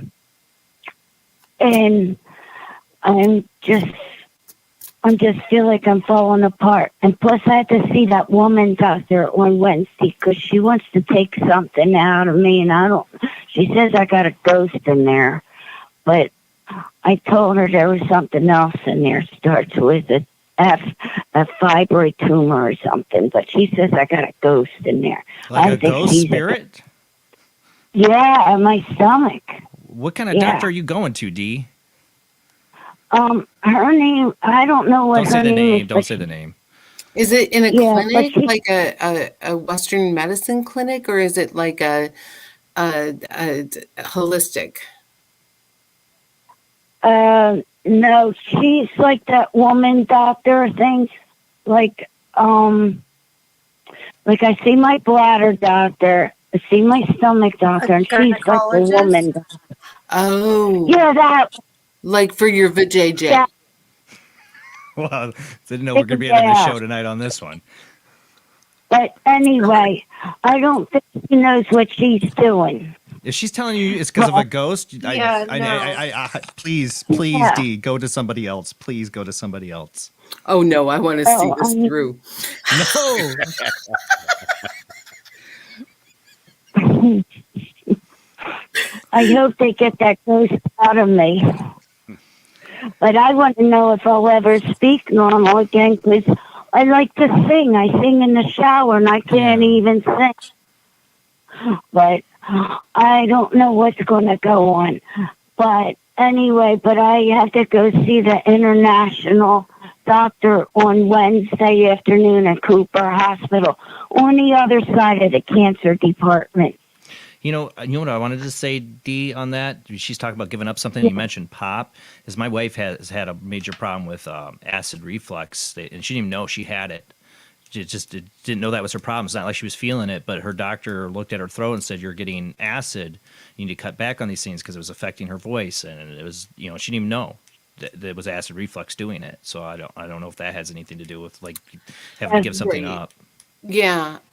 I mean, obviously she's got GERD. There's a severe issue with GERD is what she's saying. But I think that you have to get that taken care of. But there's something that's causing it. I don't know if it's alcohol. I don't know what the issue is. And what I'm being told. I don't drink at all. Yeah. So, well, bunch of medications here, and I take the poly powder mixed with my iced tea with all my medications at night, and with the heart medication store in the morning. So I should just like rent out a room somewhere in the hospital and have everybody stand outside and take their numbers, and all the doctors just talk to themselves out there. They'll say, and I'll just pick up their names out of the hat. Which next person comes in? Don't pick the one that wants to tell you got a ghost in your VJ. Yeah. Yeah, I think you need to go get a second opinion on that. Or sorry, D. Do you guys want to come with me? Do you want to guys come with me? It's going to be over in Malaga Hill at that new hospital. A little bit of distance from me. Yeah, they have a neat cafeteria over there. I just hope I have enough time to go in there before medical transport takes me to go home. All right, well, Dee, I wanted to say you do sound a little bit better than the last time you called in. I thought your voice sounded a little bit better. Last time you called in, you had me really worried you were really having trouble speaking. It sounds like you're a little better this time. Yeah, you know why? Because I didn't have a chance to talk all day. Saved it for the show. Yeah, I did. I did. Yesterday, I got to talk to the animals. Yes, yesterday I got to talk to the animals at the zoo, but they just looked at me. and the monkeys went back into their holes and stuff, so I shared my pictures to Jamie. But I was afraid my friends was going to leave me there. I'd never been home. They wanted to, but I said no way. I said I have an important date on Sunday night. Well, Dee, thank you so much for calling in. Take care of yourself, and like I said, go to a different doctor. It's not the one you're going to Wednesday. All right, thank you, Dee. I will. You have a nice night, and cheerio. And I pray for snow to come to my house on April 6th because that's my birthday. All right. Well, hopefully you get your birthday wish, and a happy early birthday to you. Good luck, Dee. Thank you. Bye-bye, and thank you very much, and I'm going to go to sleep now. All right, you get your rest. Good night, Dee. Bye. Yes. So I told you. I said once we said we had a meeting on and we opened the phone lines, it was going to be this way. And I know there were several people that did not get through tonight. I am so sorry it happens. Well, we definitely got to have you on again, Jonna. Anytime you want. This has been fun. So. Yeah, I always feel bad. I try to get all the phone calls I can, and my phone lines aren't the best. It's all rigged by me. It's nothing a professional setup, but at least it takes some calls. I used to use on my Facebook Live before we could do Zoom. I used my Google phone line, Voice. and I just Yeah, had them me too. text, and I would call them back. Yeah, I've tried that too. Some like Dee, like she calls from. I don't know where she calls from. Sometimes, like if I take her on the wrong phone, it won't take her phone call; it just hangs up. So I get those things. But again, we'll have to have you on. People get another chance to call in with you another time. But you have your Monday. So I just Happy looked at my hour. calendar. I'm doing happy hour tomorrow night. It's next Monday that I'm No, out you and don't. about. So come to happy hour tomorrow night, 5:30 Central. I'm drinking butter pecan whiskey. Oh, On the rock. you don't think alcohol affects your ability, or does it I'm do not anything? doing real I'm curious. readings. I'm reading rude cards. These are rude. Sounds They're like a lot of mean. fun, actually. They're like, wash your face and brush your hair. I would Like, I they're actually just want to not get a nice. deck like that. I have a bunch of tarot and oracle decks I collect. I'd love to get a deck like that. It'd be hilarious, Okay, especially so doing the show. The one deck is called Spiritual AF, and the other Alright. deck is Oh. called Rebel Deck. And they're just rude. I gotta check those out. That'd be fun to do one night on here. Where's Because your we do. where's your What's Monday? that? Where's the set on Facebook or where? Yeah, it's on my Facebook page, and it's all in like I use a Google Meets group, and the link is right there in the Facebook Live, and you just come in, and we're drinking, and we're Yeah, it lets this you is take up to like not what 50 people in there, doesn't it? Like it lets you take quite a few. 99, but oh my God, it's Oh, no. chaos if Yeah, I that bet. happens. I bet. Yeah. Well, I thank you wanna so much, Jonna. definitely check this out. And your website, mediumjonnakay.com, right? Yes. I want to make sure you get And that out to people. My Facebook page is Psychic Reading by Jonna the Happy Medium. And that's where all my fun is. I don't really pay attention to Twitter or anything else. I got rid of my Twitter. Screw Twitter. Yeah, I don't Hate really Twitter. pay attention to Instagram or I'm me just neither. now watching videos on YouTube. new one. Do a little bit thing TikTok. Oh, TikTok. Yeah, I I'm don't just do that one watching either. videos. There's a lot of weird there's stuff on there. Funny stuff on there. Oh my God. TikTok's evil. I don't know. But thank you so much, Jonna. That's it for the show, guys. We'll definitely have to have you back on again. You were awesome. Anytime. Amazing Thank readings you. tonight. Next week, we'll have returning guest Debbie Anderson, also a medium, and her husband, who's also been on the show, Christopher Lee, who does past life regression. It'll be the first time we have them both on the show together, so it should be really interesting. They're such a fun couple. I love them to death.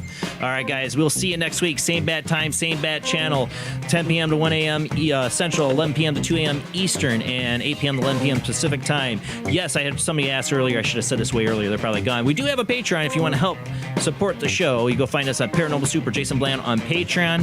$2 a month does help pay the bills, and thank you to everyone who is a Patreon, and thanks to everyone who shares out the show. That is the biggest help. Keep telling your friends about Paranormal Soup, an open place or a forum where people can come talk about their weird experiences in life with no judgments. That's it. I love my chat room. I love all the great people here that come every Sunday night. Thank you so much. All right, guys. See you next week.